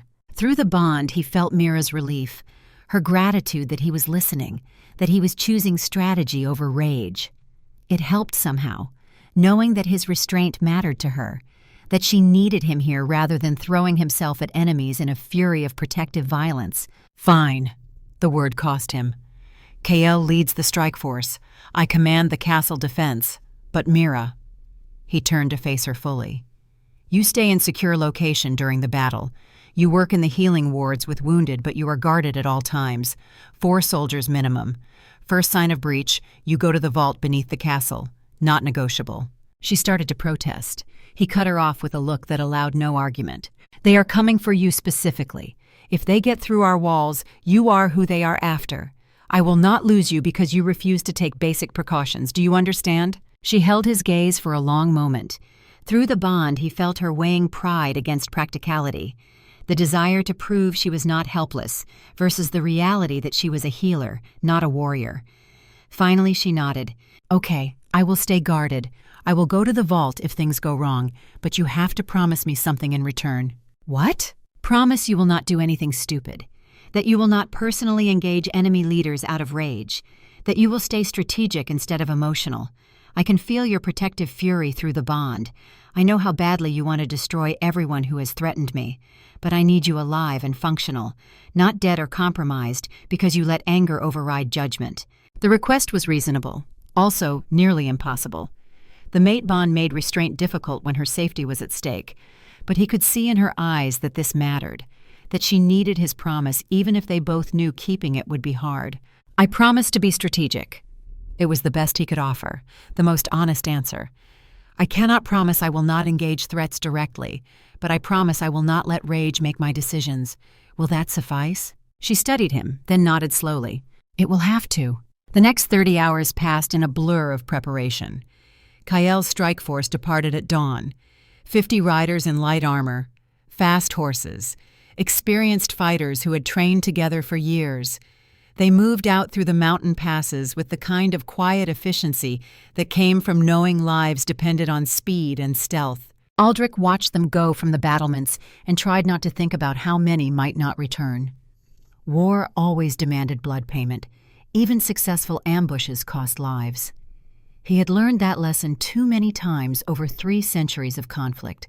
Through the bond, he felt Mira's anxiety. She was in the healing wards preparing for casualties, setting up supplies, organizing the other healers into efficient teams, trying to stay busy so she did not have time to dwell on the fact that people were about to die because of her. He wanted to go to her, to offer comfort or reassurance or just his presence, but duty kept him on the walls, overseeing final defensive preparations, making certain every soldier knew their position, every archer had full quivers, every weak point in the fortifications was reinforced. When the sun reached its peak, scouts returned with news. The coalition was moving through the valley approach, 800 strong, well-organized, led by Alpha Marcus Blackthorn himself. They were 2 hours from the ambush point where Chaol waited. 2 hours until the first blood was spilled in this war that should never have started. 2 hours until Aldric would learn whether his tactical gamble paid off or whether he had just sent 50 good soldiers to die in a narrow valley with no escape route if things went wrong. He stood on the battlements and waited. The bond hummed between him and Mira, connecting them across stone and distance. her fear and his determination mixing until he could not tell where one ended and the other began. For better or worse, they were in this together now, both committed to a path that could end in disaster or salvation. No way to know which until the dice finished rolling. The sun tracked across the sky, time crawling forward with agonizing slowness, and in a valley 2 hours north, Kyle prepared to spring his trap against 800 warriors who had no idea what waited for them in the shadows of the ridgeline. The valley ambush lasted exactly 17 minutes. Kyle's after-action report, delivered in clipped military efficiency, painted a picture of controlled chaos. The coalition forces had moved through the narrow pass with confidence born from superior numbers. 800 warriors, expecting no resistance until they reached the castle walls. They were wrong. Kyle's archers had waited until half the column committed to the kill zone. The signal arrow arced into the sky, trailing fire. Then came the rain. Hundreds of arrows from both ridgelines simultaneously.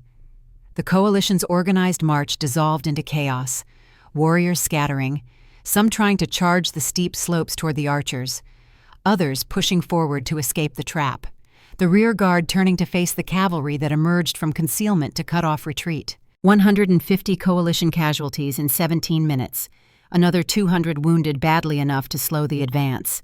Kyle's losses stood at 8 dead and 15 wounded. A tactical victory by any measure, the kind of lopsided exchange that military commanders studied and tried to replicate. But the coalition did not retreat. That was the part that made Aldric's jaw tighten as he reviewed the scout reports. Despite heavy losses, despite the successful ambush, Alpha Marcus Blackthorn had rallied his forces and continued the advance toward the castle, slower now, more cautious, but still coming with deadly intent. They were not trying to win a traditional military victory, they were making a statement, proving that even the Alpha King could be challenged, that consequences existed for defending an Omega over pack hierarchy. The casualties were acceptable losses in service of a political message written in blood.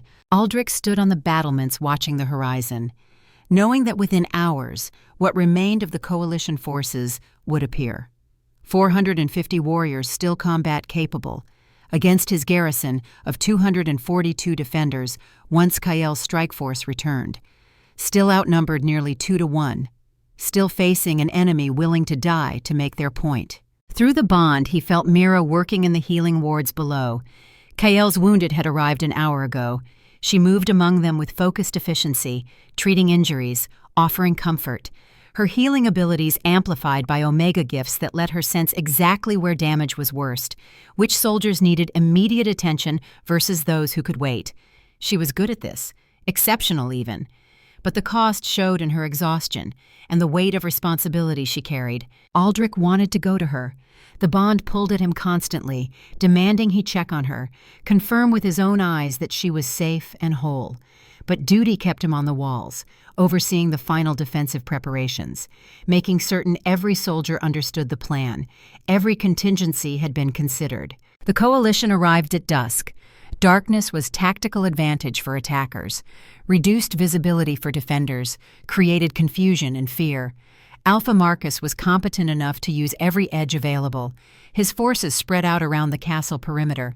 Not enough warriors to fully surround the massive fortification, but enough to threaten multiple entry points simultaneously. Aldric watched them establish positions and felt grim satisfaction. Everything was unfolding exactly as predicted. Main force concentrating near the gate, smaller contingent moving toward the east wall, a dozen warriors in dark clothing splitting off toward the west postern. The three-pronged assault he had anticipated, the strategy he had prepared to counter. The attack began with the battering ram, a massive timber trunk reinforced with metal, 20 warriors carrying it toward the main gate in coordinated rhythm. Arrows rained down from Aldric's archers, but the ram team had shields. Heavy, overlapping protection that deflected most projectiles. Slow progress, but steady, each impact against the gate echoing like thunder. At the east wall, ladders slammed against stone, coalition warriors swarming up with the desperate speed of soldiers who knew hesitation meant death. Aldric's defenders waited until the ladders were full, until warriors were committed to the climb with no quick retreat possible. Then they sprang the trap. Archers emerged from murder holes, fired down at point-blank range into packed targets. Boiling oil poured from specially designed channels in the battlements. The screams of burning men cut through the night. Ladders were pushed away from the walls. Bodies fell through darkness to break on stone below. The East Wall assault collapsed in minutes. 50 coalition casualties for 0 defender losses. But Marcus was not stupid. He had expected losses at the East Wall. It was a diversion, a sacrifice to draw Aldric's attention while the real threat materialized elsewhere. At the West Postern, the infiltration team breached the small gate using techniques that spoke of professional training. They were inside the castle grounds before the alarm could be raised. Aldric felt it through the bond before the runners reached him with reports. Mira's fear spiking suddenly, terror flooding the connection. She was 3 floors below in the healing wards, vulnerable. The infiltrators were heading toward her with purpose that suggested they knew exactly where to find her. He moved without conscious thought, left the battlements at a run, took stairs 3 at a time. The bond pulled him forward like a rope around his heart, dragging him toward her with irresistible force. Behind him he heard Cale shouting orders, taking command of the wall defense, trusting that Aldric knew what he was doing, even if it meant abandoning his post during active combat. The healing wards erupted into chaos. Infiltrators burst through doors, not attacking the wounded, ignoring the healers scrambling to defend their patients. They had one target, one purpose. Mira stood frozen near the center of the large room, her guards moving to intercept, but outnumbered and caught by surprise. Aldric arrived as the first guard went down, blade through the ribs, professional kill, no hesitation, no mercy. The other 3 guards fought with desperate courage, but they were garrison soldiers facing elite killers, outmatched in skill if not determination. One infiltrator broke through the defensive line, blade raised, moving toward Mira with single-minded focus. She grabbed a surgical tool, a scalpel meant for delicate healing work, held it like a weapon because it was all she had. The inadequacy would have been comical if the situation was not so deadly. Aldric's roar filled the chamber. Alpha dominance given voice. The infiltrator hesitated fractionally, turned to identify the new threat. That moment of distraction cost him his life. Aldric's blade took his head before the man finished processing what was happening. The other infiltrators reassessed quickly, recognized the Alpha King, understood that their mission had just become exponentially more difficult. But they did not retreat. Fanatics or professionals dedicated enough to accept death as acceptable outcome. They came at Aldric in coordinated assault, 6 against 1. Good odds for skilled fighters against a lone opponent. They had not fought someone with 3 centuries of combat experience, had not faced an alpha wolf whose mate was in danger. The combination made Aldric something beyond normal warriors, something primal and unstoppable. He moved through them like storm wind through wheat, blades singing, each strike purposeful, efficient, lethal. The fight lasted under 2 minutes. When it ended, Aldric stood among bodies trying to remember how to breathe like a human instead of a predator. Blood covered him, some his own from minor wounds he had not bothered avoiding, most belonging to the infiltrators who had made the fatal mistake of threatening his mate. The bond screamed at him, Mira's terror, her shock at witnessing such brutal violence, the cognitive dissonance of being saved by someone who looked like death incarnate. He forced himself to turn slowly, to give her time to process, to let her see past the blood and violence to the man underneath who would do anything to keep her safe. Her face was pale, eyes wide. But through the bond he felt something unexpected mixing with her fear. Not revulsion, not horror at his capacity for violence. Relief, gratitude, the bone-deep knowledge that she was safe because he had come for her, that whatever else he was, in this moment he was her protector, and that mattered more than the bodies at his feet. "Are you hurt?" His voice came out rough, still half-wolf, still riding the edge of violence. She shook her head, could not seem to find words, just stared at him with an expression he could not fully read. Through the bond, her emotions tangled together too complex to separate. Fear and awe and relief, and something that might have been the beginning of trust. Cale arrived with reinforcements, took in the scene with practiced military assessment. 6 dead infiltrators, Aldric covered in blood, Mira shaken but unharmed. The commander's expression suggested he was not surprised. just grimly satisfied that the Alpha King had once again proven why challenging him was suicide. "The walls are secure, Your Majesty. Marcus is calling for parley. He wants to negotiate." Aldric's laugh held no humor. "After sending assassins into my home during active combat, after trying to kill her while hiding behind flags of warfare, he wants to negotiate now that his tactics have failed? He is requesting formal audience under banner of truce. By law, you must hear him. The ancient protocols, the rules that governed warfare between packs. Even blood enemies had to honor certain traditions or risk being branded as barbarians. Aldric wanted to refuse, wanted to send Marcus's head back on a pike as answer to his request. But law was law, and maintaining legitimacy mattered even when rage demanded blood. "Fine, I will hear him, but not in my throne room, on the battlements, where his warriors can watch. Let them see their alpha humbled." While preparations were made, Aldric cleaned himself up, changed into fresh clothes, the tactical black he always wore, armor for social combat instead of physical. When he returned to the walls, Marcus Blackthorne waited under white flag, the alpha who had orchestrated assassination attempts and war over his nephew's wounded pride. Marcus looked older than Aldric remembered, gray threading through his dark hair, lines of stress around his eyes, the weight of leadership showing in his posture. But his spine was straight, his chin up, refusing to show weakness even in defeat. Aldric could respect that even while planning the man's destruction. "Alpha King Aldric," Marcus's voice carried across the space between them. "I come to discuss terms." "Terms?" Aldric let ice creep into his tone. "You declared war over an Omega, sent assassins during truce, attacked my castle with coalition forces, and now you want to discuss terms? What makes you think you have any leverage for negotiation?" "Because the alternative is continued bloodshed, more soldiers dying on both sides. Your garrison is strong, but mine still outnumbers yours. We can beat ourselves to exhaustion, or we can find resolution that preserves honor for all parties." Through the bond, Aldric felt Mira listening from the healing wards, her anxiety about what he would decide, her fear that more people would die because of her. The guilt she carried was a constant weight, one he wished he could lift, but did not know how. "You want resolution?" Aldric stepped closer to the wall's edge, making certain every coalition warrior could hear. "Return home, disband your coalition, accept the judgment I passed on Ronan Blackthorne. That is resolution." "We cannot do that." Marcus's voice held frustration. "Ronan was treated unjustly, punished for exercising his right to choose, and the Omega he rejected has been elevated above her station. This sets dangerous precedent, threatens the social order we have maintained for centuries." "The social order?" Aldric let the words hang. "You mean the hierarchy that keeps Omegas subservient, that values birth rank over actual worth, that allows wolves like Ronan to publicly destroy someone for political gain?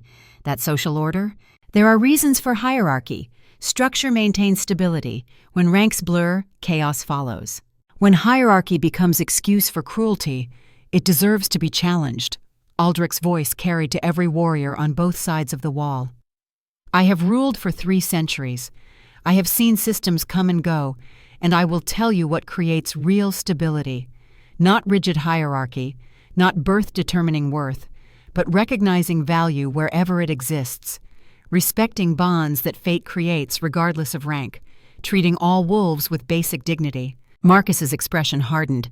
"Pretty words, but the reality is you are defending one Omega over the objections of multiple alphas. Your judgment is compromised. Some say by political maneuvering. Others suggest more personal motivations. Tell me, Alpha King, what is Mira Ashford to you really? Why does one low-rank wolf merit this level of protection?" The question hung in the air. Every warrior on both walls waited for answer. Aldric could deflect, could claim it was about principle, about justice, about maintaining respect for the mate bond as abstract concept, all true in their way, but also not the whole truth. Or he could tell them exactly what Mira was to him, could claim her publicly in a way that would make her untouchable. That would turn any threat against her into direct challenge to the Alpha King's mate. The political protection would be absolute, but it would also commit him to a path he had sworn never to walk again, to caring about someone deeply enough that losing them would destroy him. Through the bond, he felt Mira's sudden spike of awareness. She did not know about the mate bond yet, had not been told directly, But she was not stupid. She had pieced together evidence, the constant awareness of her emotions, his overreaction to threats against her, the way he could not seem to stay away despite claiming to want distance. She suspected something, was starting to understand the connection between them meant more than he had admitted. Aldric made his choice, stepped fully to the wall's edge, let his voice carry to every witness. Mira Ashford is my fated mate. The bond formed the night Ronan rejected her. The mate bond I thought I would never feel again after 300 years of curse. Fate chose her for me, or chose me for her. The specifics matter less than the reality. She is mine. I am hers. And anyone who threatens her is threatening the Alpha King's mate directly. The silence that followed was absolute. Shocked, disbelieving. An Omega as mate to the immortal king?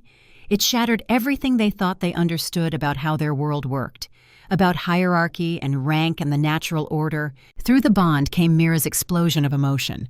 Shock, confusion, the pieces finally clicking into place. Understanding flooding through her about why he had saved her, why he defended her, why he could feel her emotions constantly.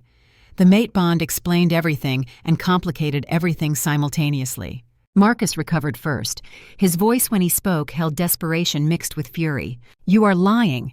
This is political theater, claiming mate bond to legitimize defending her. The curse prevented you from feeling bonds. Everyone knows this. 300 years without connection and suddenly an Omega breaks it? Convenient timing, Your Majesty. Watch." Aldric did not look away from Marcus. "Mira, if you can hear me, prove the bond is real." Through their connection, he felt her confusion about what he wanted, then understanding, and the breathtaking courage it took to do what came next. In the healing wards 3 floors below, Mira picked up a scalpel, the same one she had held earlier as improvised weapon. She pressed it to her palm and drew the blade across in one quick motion, deep enough to hurt, shallow enough to be safe. The pain hit Aldric like lightning, sharp, immediate, sympathetic agony flooding through the bond from her wound into his nervous system. He gasped, hand going to his chest where the sensation centered, actually staggered from the force of it. 300 years of not feeling this kind of connection, and suddenly it was there, undeniable, visible to every warrior watching. The coalition forces saw their target, the Alpha King reacting physically to an Omega's self-inflicted wound 3 floors away. Saw him clutch his chest, saw the pain written across his face, saw proof that could not be faked or staged. The mate bond was real. Fate had spoken. The moon goddess or divine will or whatever force-connected souls had chosen to pair the immortal king with a low-rank healer. Marcus's face went white. He understood what this meant. That challenging Mira meant challenging divine will itself, that his coalition was not fighting against preferential treatment. They were fighting against fate's choice, against the sacred bond that was supposed to be respected above all social constructs. The bond is real. Alpha Westmarch's voice cut through the stunned silence. He was eldest of the coalition leaders, most traditional, most invested in maintaining hierarchy, but even he could not argue with what they had just witnessed. "I have never seen a reaction that strong outside of completed mate bonds. If fate has chosen them, we cannot challenge this without blasphemy." Other coalition warriors began lowering weapons, murmuring among themselves, the political calculations shifting. This was no longer about defending pack hierarchy or punishing an Omega who stepped above her station. This was about whether they would fight against divine will, whether they would spit on the same sacred bonds they claimed to defend. But Marcus was not ready to concede. Desperation made his voice sharp. "Even if the bond is genuine, it does not erase Ronan's humiliation. My nephew was destroyed publicly, marked as Omega Breaker, banished, all because he chose ambition over a bond that would have weakened him. That injustice stands regardless of your personal situation." Before Aldric could respond, a figure emerged from the coalition ranks, moving slowly, carefully, hands visible and empty. Seraphina, Mira's sister, the one who had betrayed her own blood for a man who was now banished and broken. She looked different than at the festival, thinner, harder, like the last weeks had burned away everything soft and left only sharp edges. "The Alpha King's judgment was just." Seraphina's voice carried clearly in the night air. "I know because I was there. I was complicit in what Ronan did. I betrayed my sister for a man who never loved me, who used me to advance his position and discard his fated mate because she was not useful enough. I am guilty of cruelty, of betrayal, of placing ambition over honor, and I have paid for it every day since." Marcus turned on her with fury. "You dare speak against your own pack? Against the Alpha who took you in after your banishment?" "I speak truth." Seraphina's chin came up. "Something I should have done weeks ago. Mira Ashford is worth 10 of me, 10 of Ronan. She is kind and skilled and strong in ways I never understood until I threw it all away. The Alpha King saw her value when we were too blind or too cruel to recognize it. That is not injustice. That is fate correcting our mistakes." Through the bond, Aldric felt Mira's reaction. Shock at her sister's words. The complicated tangle of hurt and anger and the faint possibility of eventual forgiveness. Not now, not yet. Too much betrayal to overcome quickly. But perhaps someday. The door was not completely closed. Alpha Westmarch stepped forward, old enough, respected enough, wise enough to see when a position had become untenable. "Alpha Marcus, we cannot fight against divine will. The bond is genuine. Fate has made its choice. If we continue this war, we are not defending pack honor. We are challenging the moon goddess herself. I will not lead my warriors into blasphemy. The Westmarch pack withdraws from this coalition." The other Alphas exchanged glances. Alpha Northbrook nodded slowly. Alpha Stonehill followed. One by one, the coalition crumbled, as leaders recognized they had lost the moral authority that justified their war. This was not about social hierarchy anymore. It was about whether they would respect the same sacred bonds they claimed their society was built upon. Marcus stood alone, betrayed by his coalition, abandoned by his allies, facing an Alpha King who had every right to demand his head for assassination attempts and unprovoked war. The older Alpha's shoulders sagged, defeat written in every line of his body. "What happens now?" Marcus asked it quietly, all fight draining away. "You have won. The coalition has dissolved. What price do you demand for my crimes?" Aldric could have him executed.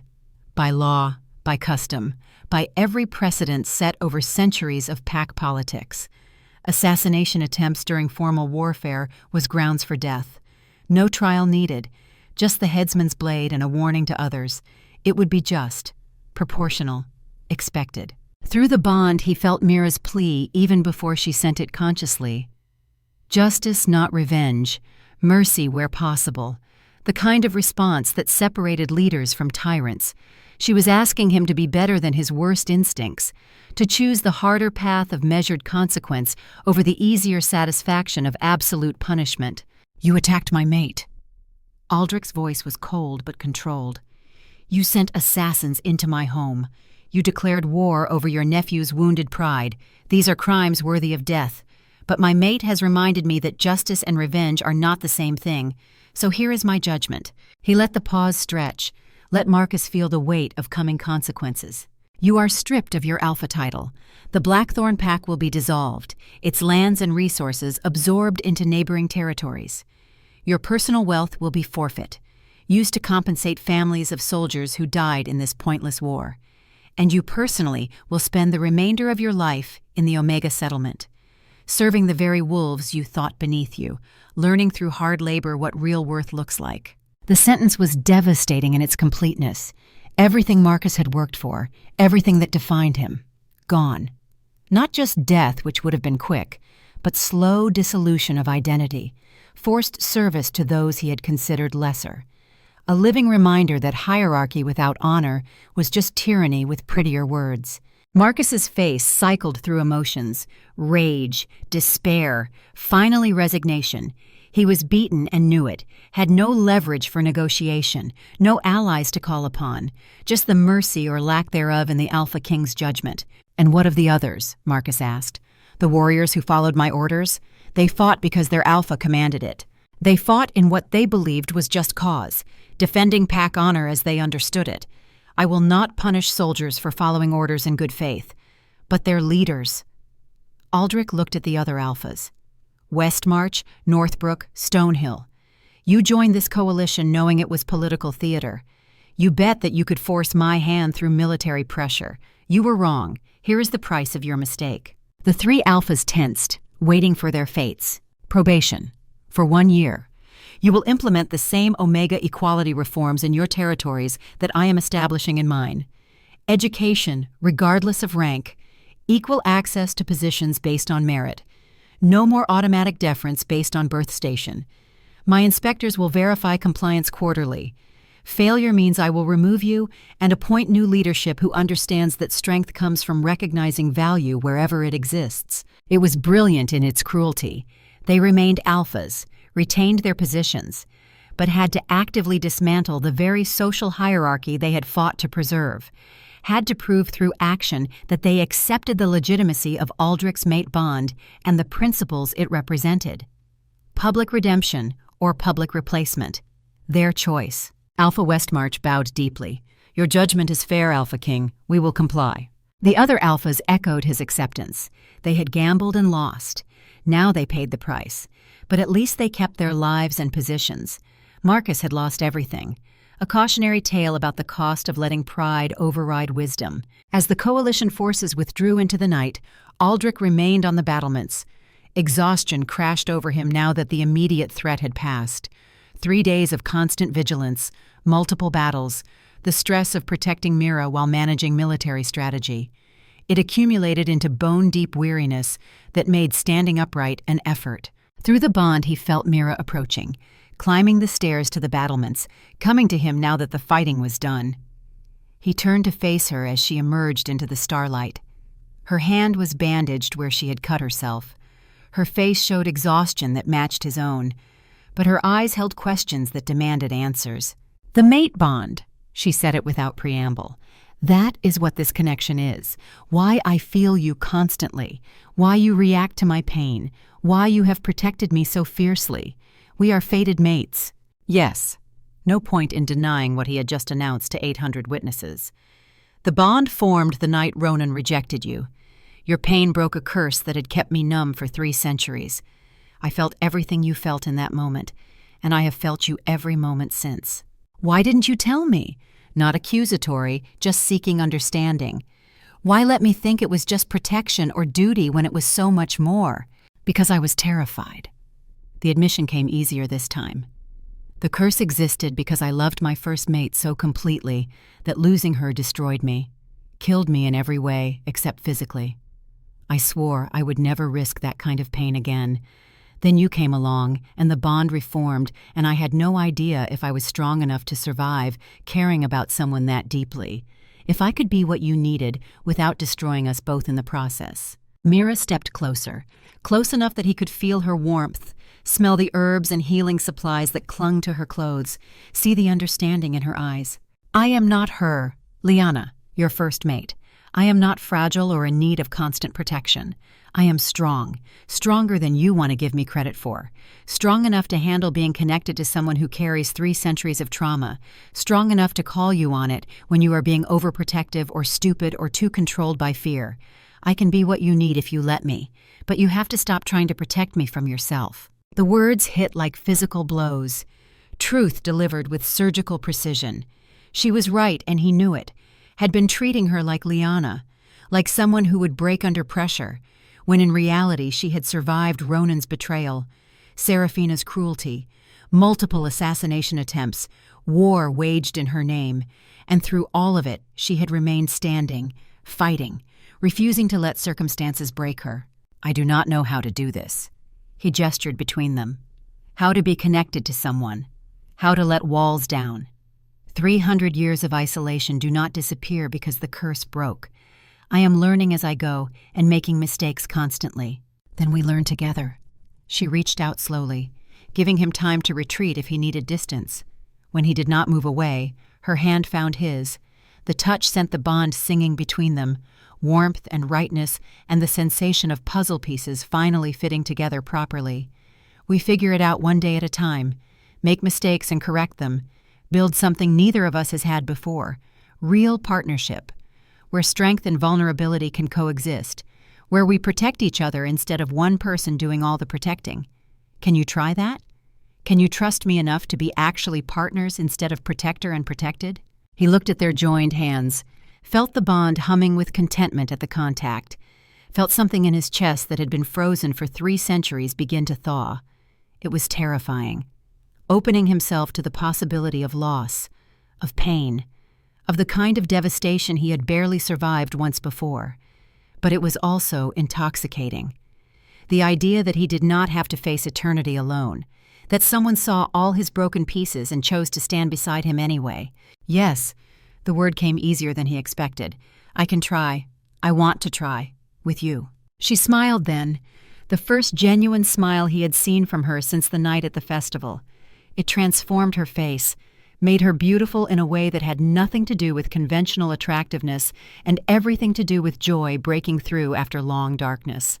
Good, because you just claimed me publicly as your mate in front of hundreds of witnesses. It would be awkward if we could not actually make this work. He laughed. Actually laughed. The sound surprised him. Rusty from disuse, but real. Genuine amusement mixing with relief and exhaustion and the beginning of hope. When had he last felt hope? When had he last believed that the future could be something other than endless gray existence? Yes, that would be awkward. They stood together on the battlements as the coalition forces disappeared into the night. 2 people who had found each other in the worst possible circumstances, who had been forced together by cruelty and fate and the breaking of ancient curses, who had no idea if they could build something lasting from such chaotic foundations, but who were willing to try anyway, to risk the pain of potential loss for the gift of actual connection. Through the bond, Aldric felt Mira's contentment, her exhaustion giving way to peace as adrenaline finally drained away.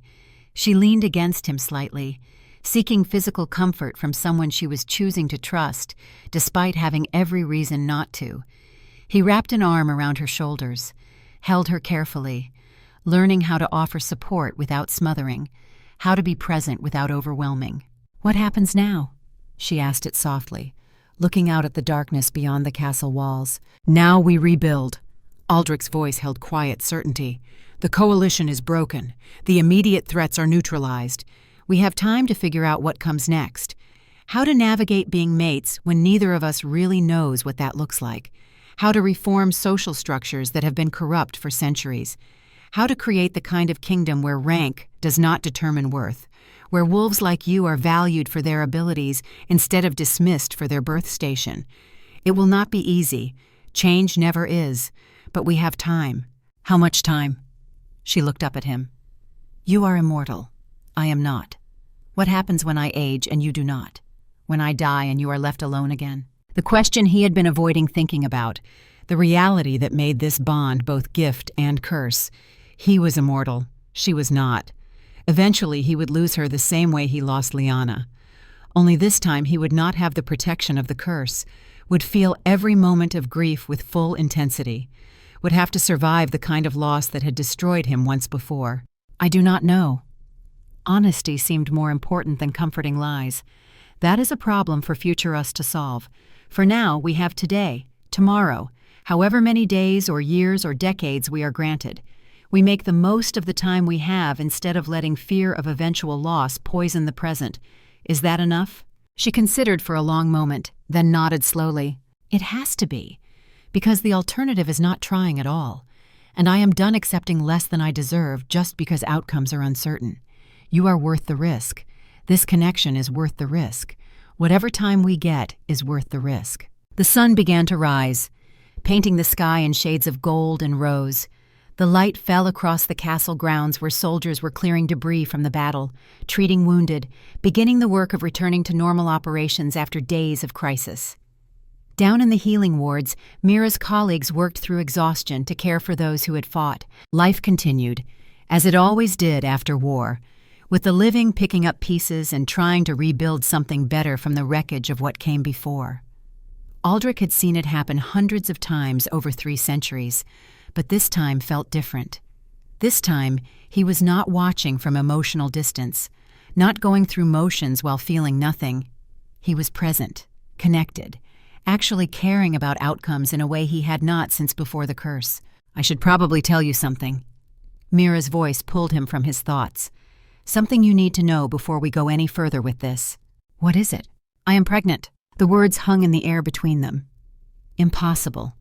Terrifying.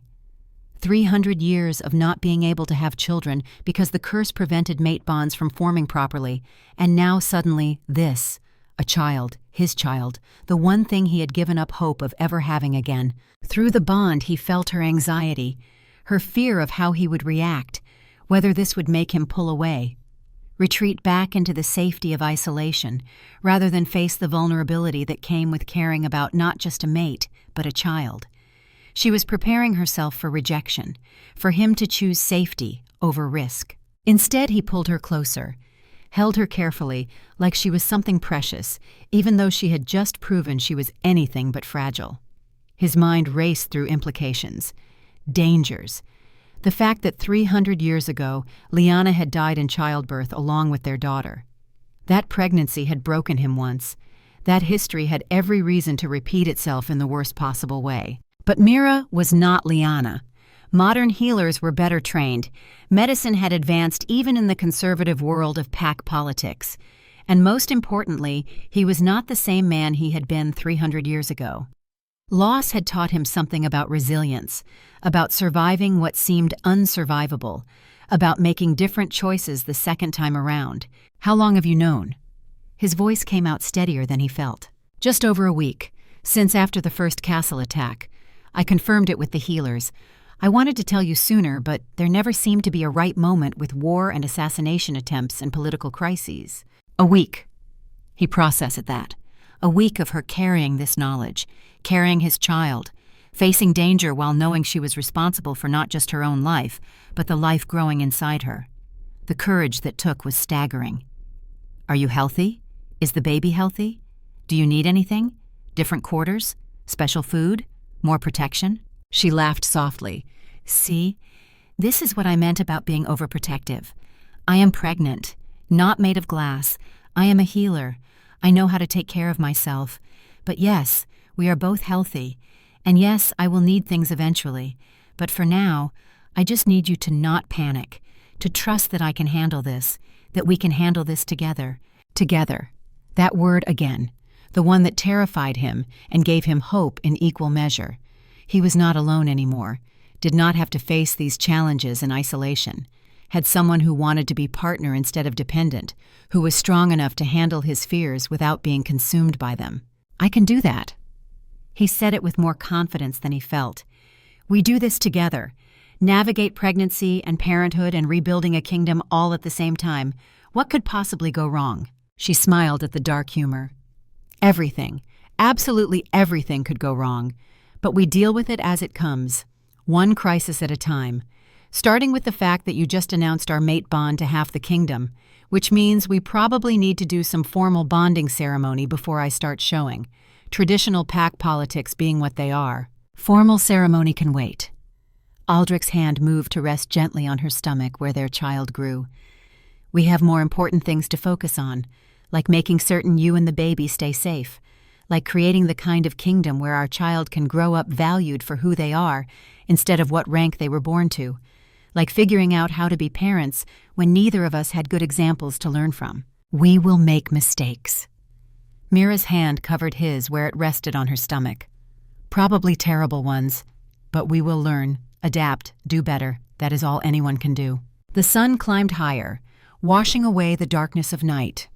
Down in the courtyard, soldiers began training exercises, the routine of military life resuming after battle.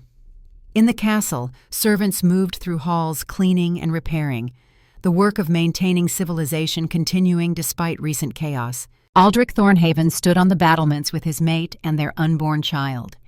For the first time in 300 years he felt alive, actually alive, not just existing, not just going through motions, alive in all its terrifying, exhilarating, overwhelming reality. The curse was broken. The mate bond had reformed, and the future stretched out before them, uncertain but possible. He had no idea what came next, could not predict whether they would succeed or fail, whether the happiness he felt in this moment would last or shatter under the weight of inevitable challenges.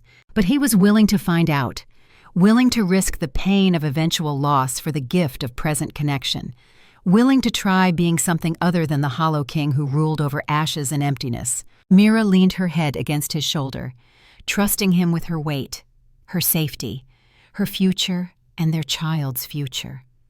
It was the most precious gift anyone had given him in 3 centuries, the most terrifying responsibility, the most perfect moment of contentment he had felt since before Lyanna died. "Thank you," he said it quietly, "for being brave enough to stand here, for choosing me despite every reason not to, for believing we can build something good from the chaos of how we started." "Thank you for saving me," she replied just as quietly. "Not just from Ronin or assassins or war, but from the belief that I was worthless, that my rank defined my value, that I deserved to be dismissed and discarded. You saw me when no one else would, defended me when it made no strategic sense, chose me when you had every reason to stay isolated and safe. So thank you for being brave enough to feel again, even when it terrified you." The sun continued its climb across the sky, light spilling across the kingdom that would be reshaped by the choices made in recent days. The Omega who would stand beside the immortal king, the child who would be born into a world where rank meant less than worth, the future that was uncertain but possible. All of it beginning with this moment, this choice, this terrifying and exhilarating commitment to try. The curse was broken. The bond was formed, and for the first time in 300 years, Alpha King Aldric Thornhaven believed that perhaps the best parts of his story were still ahead of him, still unwritten, still possible, if he was brave enough to reach for them. He looked at Mira, at the life growing inside her, at the future they would build together, and decided that yes, it was worth it, all of it, every moment of pain and fear and uncertainty, because this was living, actually living instead of just existing, and that made all the difference.